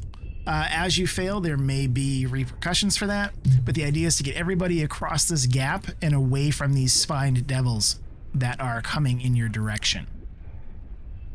So, Alatar, you get to go first. You can use a skill to help yourself or your friends across this gap. What would you like to do? I think I am going to use survival. Okay. In what way?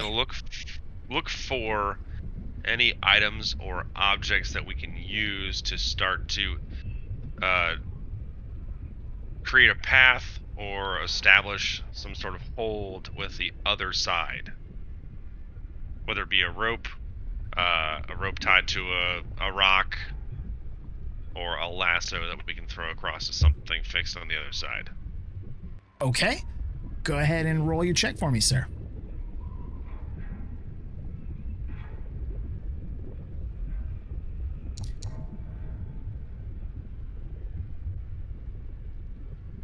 that is going to be a success.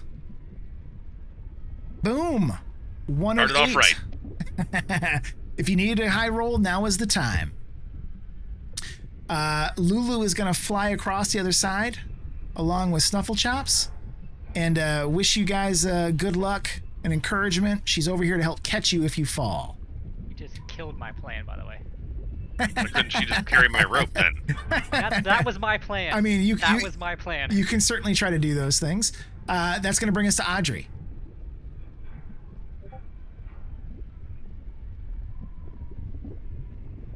All right, I'm gonna try and flip-de-doo-doo.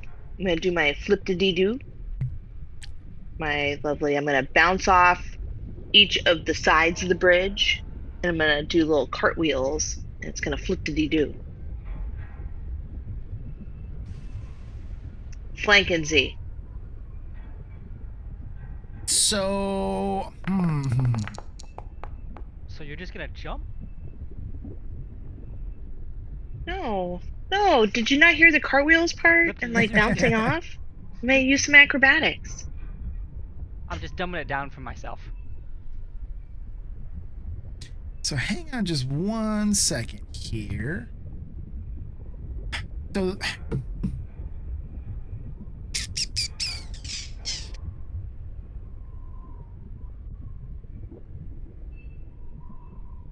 just want to confirm that I've got this. So your strength score is a 13. So the way jumping in 5th edition works is that with a running start, you can jump up to a distance equal to your strength score. So it's +3. So your strength score is a 13. +3 means that you could jump up to 16 feet. The problem being that jump is an athletics movement, not an acrobatics movement. If you want to try and see if one of your compatriots can use like strength to give you a halfling toss for you to try and do like an acrobatics jump off of, that might be possible. But trying to cover the Jump into a cartwheel though, right? And bounce off the sides, like I was saying. Sure. You're still trying to cover 30 feet, and your max jump, even with a cartwheel run, is 16 feet. No. It's the pre cartwheel hop. I'm not talking about jumping across the bridge. I'm talking about doing cartwheels across the bridge. I have to launch myself into the cartwheel. That's not I'm not trying to shoot for like a 20-foot, 30-foot jump into a cartwheel. I'm going for cartwheels across the bridge. But there's a giant hole. How are you gonna get across the giant? That's why I was saying hole? I would go off the sides. I'm so confused.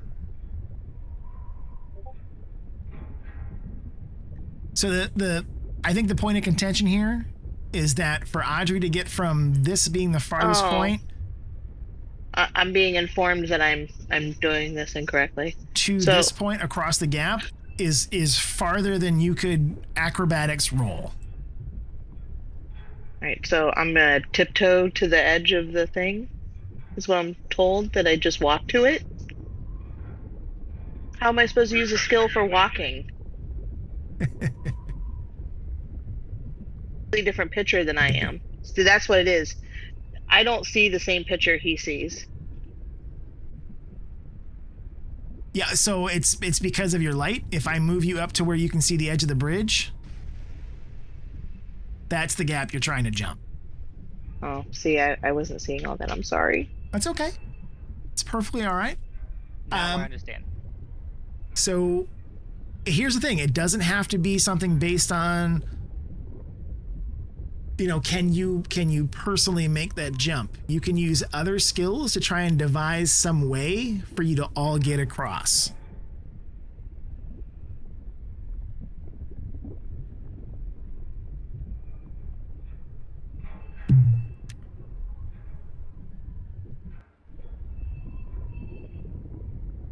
Like you could use a skill to throw a rope across and see if Snufflechops or Lulu could attach it to something. You could. No, I have no rope.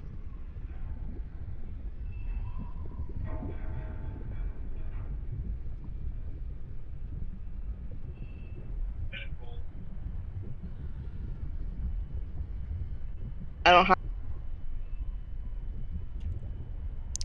Could you perform something and inspire somebody else to do something? Can I do some sleight of hand and be like, "Woohoo! Look, I'm across the bridge." Could I give her my turn so she could do some like Sure. sleight of hand with nodding? or Yeah, something, you guys are maybe? doing this as a group, so whatever's going to work for the group to try and get across. So that's like each of you is going to do an individual skill check, but if you guys want to talk about it and figure out how you want to do this, I just have a clock ticking in the background until all the bad guys start showing up. Yeah, Okay, if you want to use so- my rope, you can like sleight of hand it to get like a good lasso or a knot or something. If I Could- don't know what your skills are that way. Could Olin? I know. Yeah, I Wait, guess I got one. if I the got turn turn structure is not hard and fast, that fixed, could Olin use his stone cunning to look for a proper anchor point for a rope on this side of the bridge? Certainly. And I can Okay. fashion. I have a lot of clothes and costumes. I can fashion a rope out of my clothes and my costumes and my bedroll.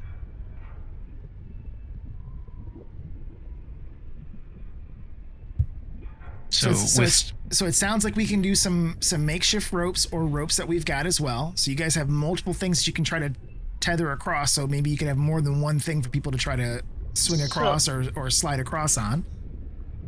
yeah, Olin has 50 feet of rope. Okay. You So know, Can I use can I use like performance to be able to create that out of the stuff that I have? I would say that it would probably be either sleight of hand or survival to either do strong Oh, yeah. knots or Well, survival it'd have to skills to be- push things together. what if she Sleight does of a hand really because Alatar flashy, already like- used survival.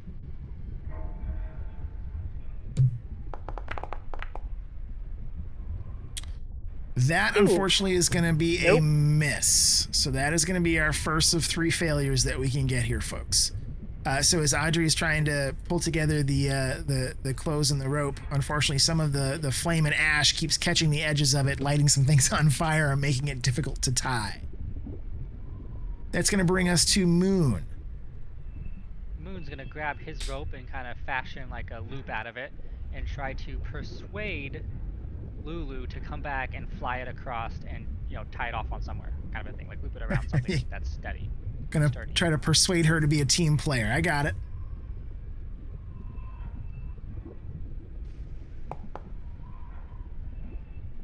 That is going to be high enough. So Lulu can come back across and grab a rope to try to bring it back over to this side. So we've got a rope across, but now we've got to try and figure out how she or what she is going to try and tether this to. I would say the persuasion is good enough to get her to go back and forth. But persuading her to know how to tie something probably goes a little bit Well, beyond that That's why I skill said check. like tie a big loop in it so she can like drop it over something, like maybe that giant square thingy. Well, if it's she can- stable, I don't know. She can certainly drop it. Let's see how accurate. Let's see how accurate she can be. I'm still holding it just for the record, so if it falls, I still have it. She's pretty accurate, so she's able to get the loop over that stone.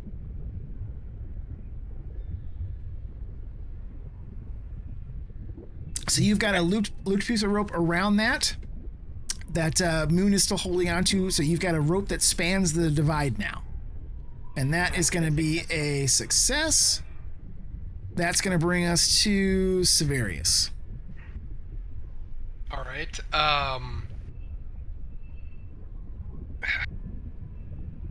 So that's probably too big of an area to jump, isn't it? Yeah, so your jump is going to be your strength plus 3. So you can jump up to 19 feet with a running start. How far is that? 30 feet. 30 feet. Yeah. Hey, I have a rope. I could use my athletics and get across using the rope. Are you going to have Moon just hold the end of it? Please God, don't do Well, that. I was going to suggest that I be the anchor for everyone Okay. to get across. So you could do, Originally. if you want to do an athletics check for that to be the anchor, you could certainly do that. That could work towards another success, and then other folks could start trying to go across the rope. Okay. Okay, I'm going to roll then. Come on, baby. That makes it. That's going to be another success. So Moon's able to hand the rope over to Severius. He sets his armored, booted feet into the cracks of the stone, finding some that is not yet crumbling down into the river Styx below. And he sets his back, wrapping the rope around his arms, and leans back against it to make it nice and tight across the distance, the loop tightening around the stone on the other side. That's going to bring us to Olin. Okay. Again, yeah, I'd like to use stone cunning to, check out the stonework of the bridge and find a suitable anchor point that could hold the rope to support Severius and anyone else that needs to cross over. Okay, so that's going to be it's history, correct? And you just double the proficiency for stone cunning? Yes, history check, and it's, double your proficiency bonus to the check. If you go into your features, can you just click on the die next to stone cunning when you mouse over? I wonder if it rolls it. We haven't used it before, so I don't remember us trying to, or just going to give us the definition, isn't it? Yeah, Okay. it does not appear to be doing anything. So roll A history check, yeah. Yep, and then just Add to it. add your proficiency bonus to it. But it's double the proficiency bonus, If right? you just roll it though, we can just manually add it. Yeah. Eyeball in it. Yeah. There's a... What's double of 0? Well, but my proficiency bonus is what? The normal proficiency bonus. Yeah, so Plus you're 3, so it's plus 6. So that's a 10. So that is going to be a success, because 10 is our DC. So you can see that there is the bridge itself is beneath Severius, even though he is, firmly locked in right now and could hold the rope for you guys to go across one at a time. What you recognize is the stone beneath his feet will begin to crack. It won't be able to support his weight and other people on the rope. But you see that if you move back further toward this corner, there are still some stone posts that could probably be used, and that the farther you get away from the crumbling edge, the safer you might be.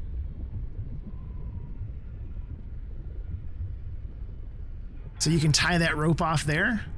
You've got 50 feet of rope with the loops at the end. I would say that you're right at the farthest distance that rope's going to be able to stretch. So it's nice and taut for a high wire act. Yep. So we are 50% of the way to our 8 successes here, folks. We are back to the top of our order to Alatar. So we have used history, we have used athletics, we have used persuasion, we have used survival, and we have used sleight of hand. So those are off the table. So think about what you want to try to use here if you're going to get across this rope. Now, what I will say is, for anybody that just wants to go across the rope, I'm just going to have that be athletics, because it's a physical activity, and athletics covers that. So if you want to try to do an athletics to go across, or if you want to try to use another skill to help prep your friends, make it more likely that you guys get across as a group, you can do so as well. I would like to make a case for acrobatics on the circus act thing. Foundation. So you're going to try and you want to balance beam it across, tightrope walk it. Yeah, that's like just a case to use acrobatics as Yep. well as athletics.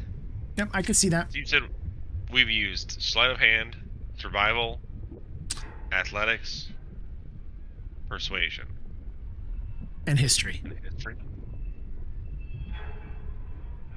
I think that I'm going to intimidate the rope. My thought was to Don't make the rope weak. my What are you thought was to doing? contribute my rope to the existing one that Severius has, so we could tie it off a little bit further back, maybe giving it a little bit better an anchor point.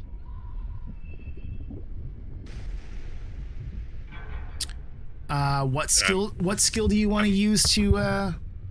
What skill would you like to use to see if you can't figure out where to do or how to do that? I might have to persuade him to do that. We've already used persuasion. This could be like an insight. It could be an investigation. Looking for a better anchor point. We'll do it. We'll do insight. Looking for a better anchor point with a little bit more rope. Saying if you can't figure out looking at the whole situation, figuring out maybe a way to secure the rope better and maybe an order for folks to go across. 22, that's going to hit it. That's another success. So you know that if you tie the rope, that the post, so you know that the post that Severius is currently tying the rope to is more than sufficient to support your weight, but you are suggesting that you tie your rope to each of your peers so that as you're going across, if anybody slips, you'll be able to haul them up on the guide rope. That's what your insight tells you, that a little safety in numbers might be a good thing. Safety net. Yep. That brings us back to Audrey. So I'm going to use perception to make sure that the rope is safe enough for all of us to, tightrope walk, wiggle, slide, fun stuff. That sounds like a great idea.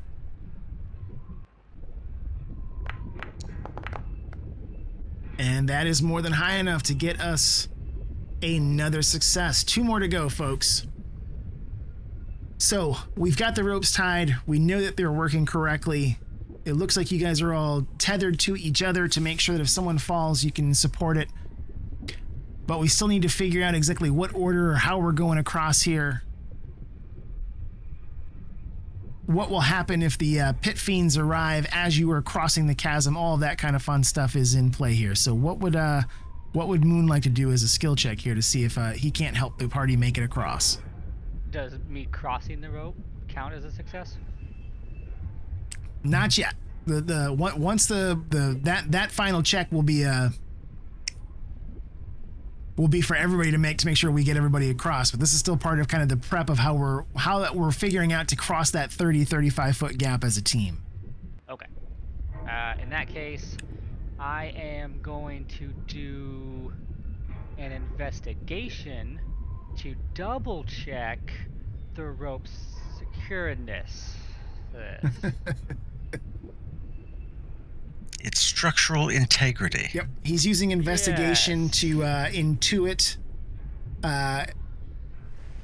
with the weight of Severius's plate armor and Olin's plate armor and the current direction of the wind and the updraft of heat, will these ropes call this a job hazard analysis? Yeah.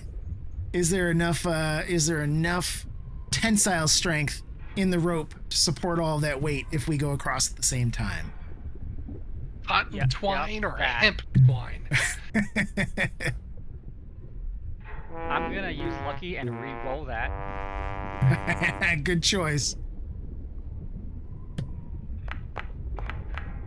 Well, it's better. It still counts. 10 is the DC that we're looking at here. So that is going to be a success. So as you look at all of it, you realize that if you have everybody go out on this rope at the same time, it's not going to hold. So you're going to have to go across one at a time. All right.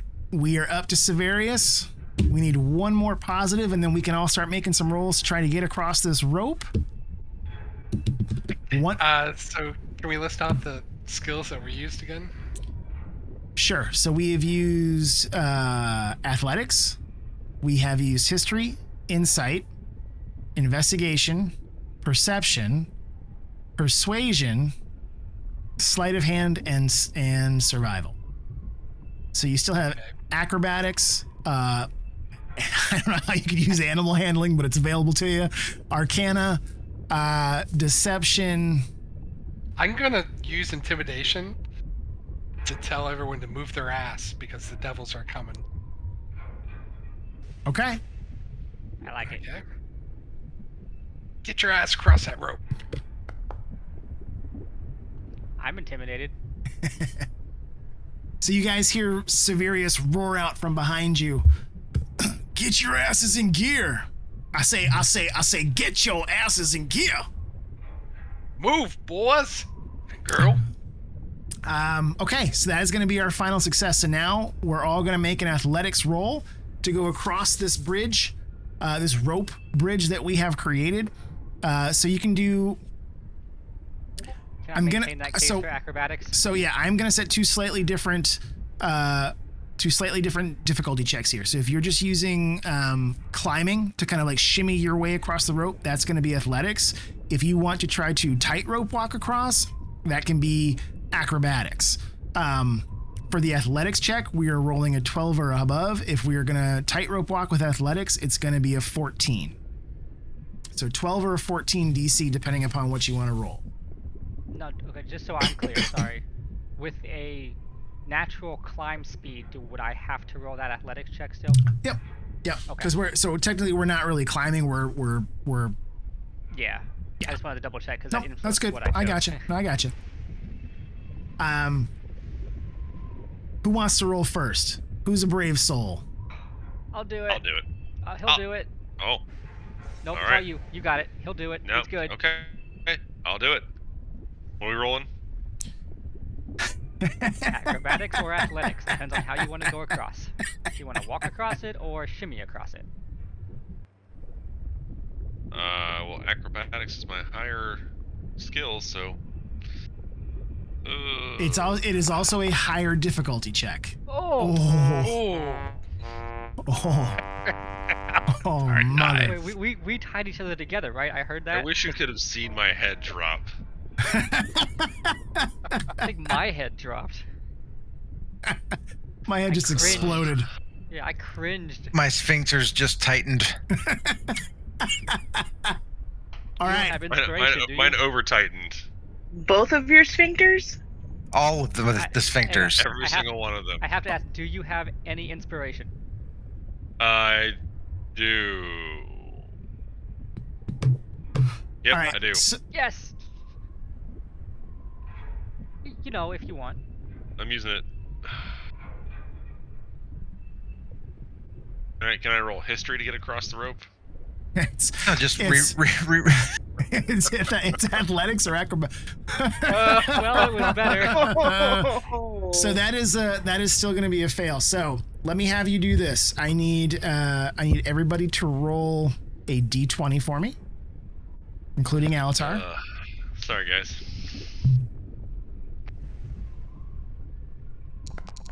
Shit happens. RNGesus is not kind sometimes, like that.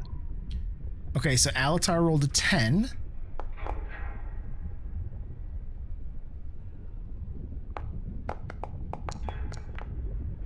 You're definitely keeping it interesting, that's for sure. Okay, so in the order in terms of how you guys tied yourselves to each other, I had you all roll this to determine whoever rolled closest to Alatar was going to be next in the tethered line.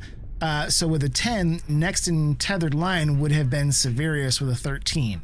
So I need Severius to roll an athletics check for me to see if he is strong enough to, and he definitely is with a 23. So as Alatar goes to go across the rope, he immediately his thin little sorcerer hands aren't enough to hold him onto the rope, and he immediately drops.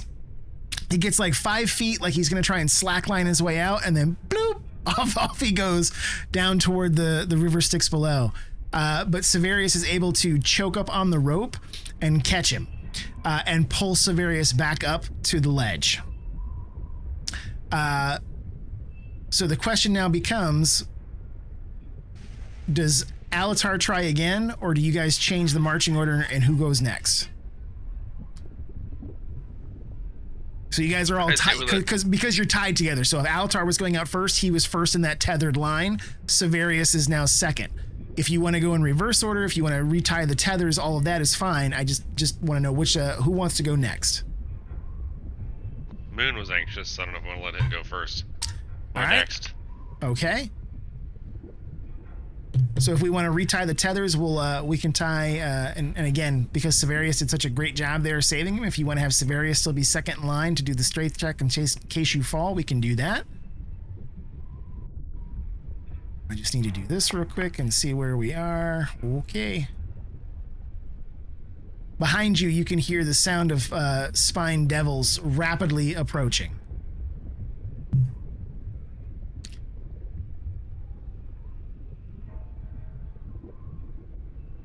Athletics or acrobatics? Who's going across? I'll go.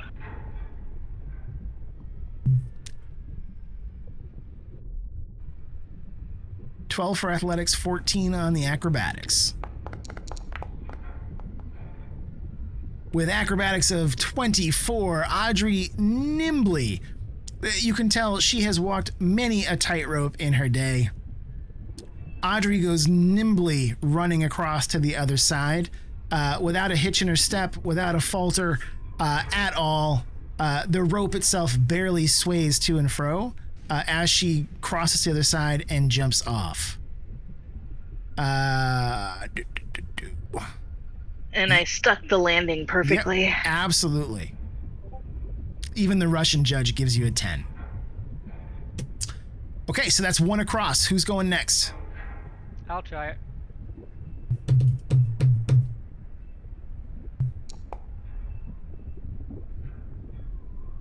That's going to make it. You're over the 14. So Moon Not goes... as nimbly.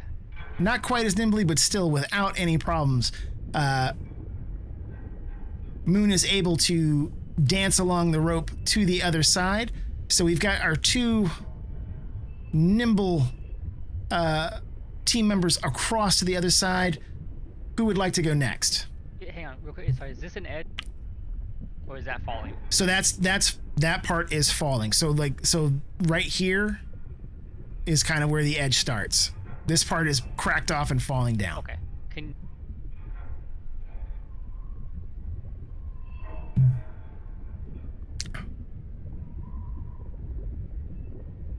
I'd say one of you two boys go, and then if that way, if you're across and I fail again, you can catch me. All right, I'll go.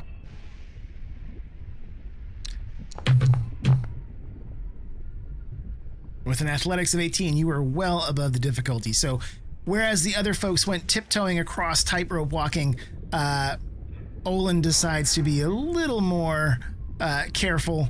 He loops his arms and his legs over the rope and slowly pulls himself across, dangling above the river Styx below. But he is able to make his way across carefully, doggedly. He is now across the gap on the other side.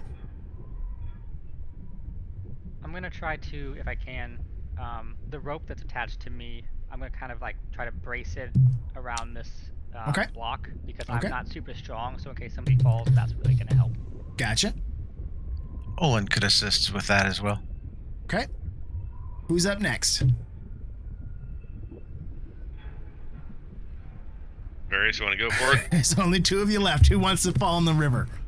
Why don't you go ahead, Mr. Low Rolls? Are you saying ladies Save first? low rolls for last. If you need someone to catch you. The tension is real, my friends. Better hurry up. You don't want to fight demons by yourself.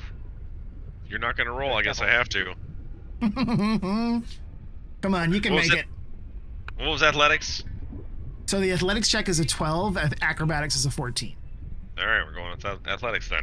Slow and steady wins the race. God damn it, dude. Oh, no, it does not. God damn it, dude. I need another athletics check from Severius. And he is able to catch Alatar and pull him back up again. Third time's the charm. Oh boy. I guess I should just roll again then? Unless you guys want to change the order that Various, you're going you across. just wait for me to roll? Okay, I'll go again. Shit.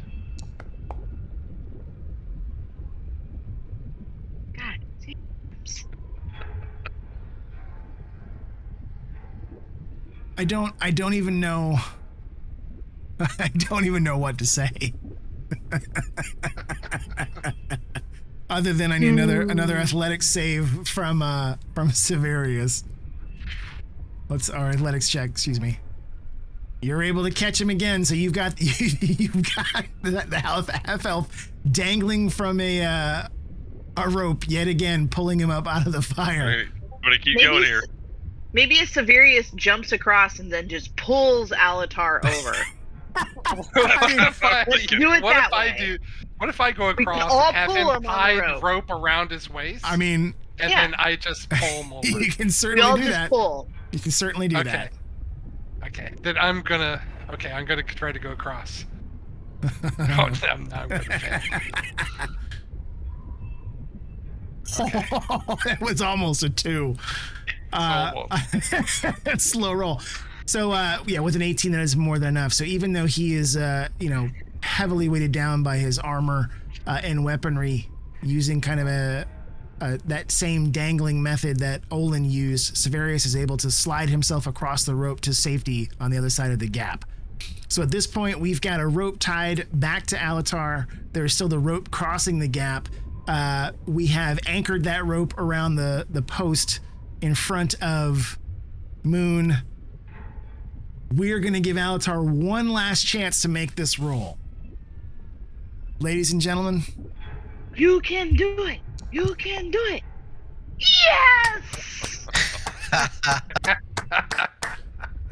And with that, Alatar so slowly shimmies his way across and makes it to the other side, joining the rest of you, as in the distance you can hear the sounds of the Spine Devils approaching, skittering along the rocks, some of them flying as they try to come towards you. But Lulu quickly leads the rest of the group away into some ravines that let you quickly move away from the battlefield, hiding in the cracked stone and run off from the river Styx into Avernus. Ladies and gentlemen, we have officially finished Chapter 2. We have now made our way into Chapter 3 and Avernus proper. You may all level up before our next session. Yay! Woohoo! So we will... Like a literal cliffhanger. So we have finished up. So we are no longer. You guys have your even the perceived safety of being in the city of Elturel. You are now fully and officially on the ground of the Nine Hells. You are in the ninth plane of Avernus, surrounded by the Blood War, trying to find your way to Fort Knucklebone. Only 79 more chapters to go, so we will finish in approximately 20 years. Well, there's 5 total chapters in the book. The longest is chapter 1 because of all the stuff with the Vanthempor family and the multiple long dungeon crawls, that kind of thing. But you guys is it level 7 now? Did we just hit level 7? No. Yup. Oh, 7, yeah. Level 7, level ladies and 6. gentlemen. So you guys are getting close. Level 8 is another big jump. Because you got to level 8. So when you get a chance over the next week or two, please update your characters on D&D Beyond and let me know when it's done so I can re-import everything. Everything that we've got currently in game, I am going to actually be clearing out so I can build out chapter 3. I try not to... A lot of the journal entry stuff will carry over. Your characters obviously will carry over, but all the maps and sound files and previous enemies, all that kind of stuff I clear out so that they're not taking up part of the load times for Foundry. So when we get back together, we'll be playing in a brand new chapter and a brand new game. Woohoo! Thanks for the support, everyone.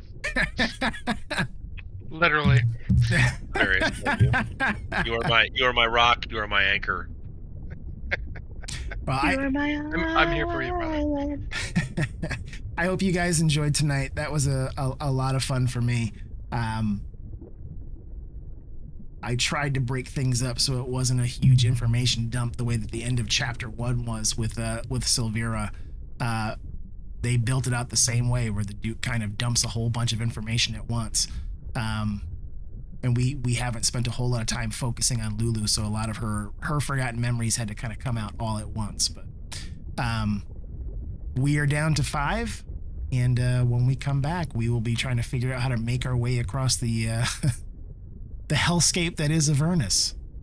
There may be Mad Max car chases in your future. Oh, hell. Car. Witness me! All right, everybody. Well, thank you very much for All right. tonight. That was an absolute blast. Like I said, update your characters.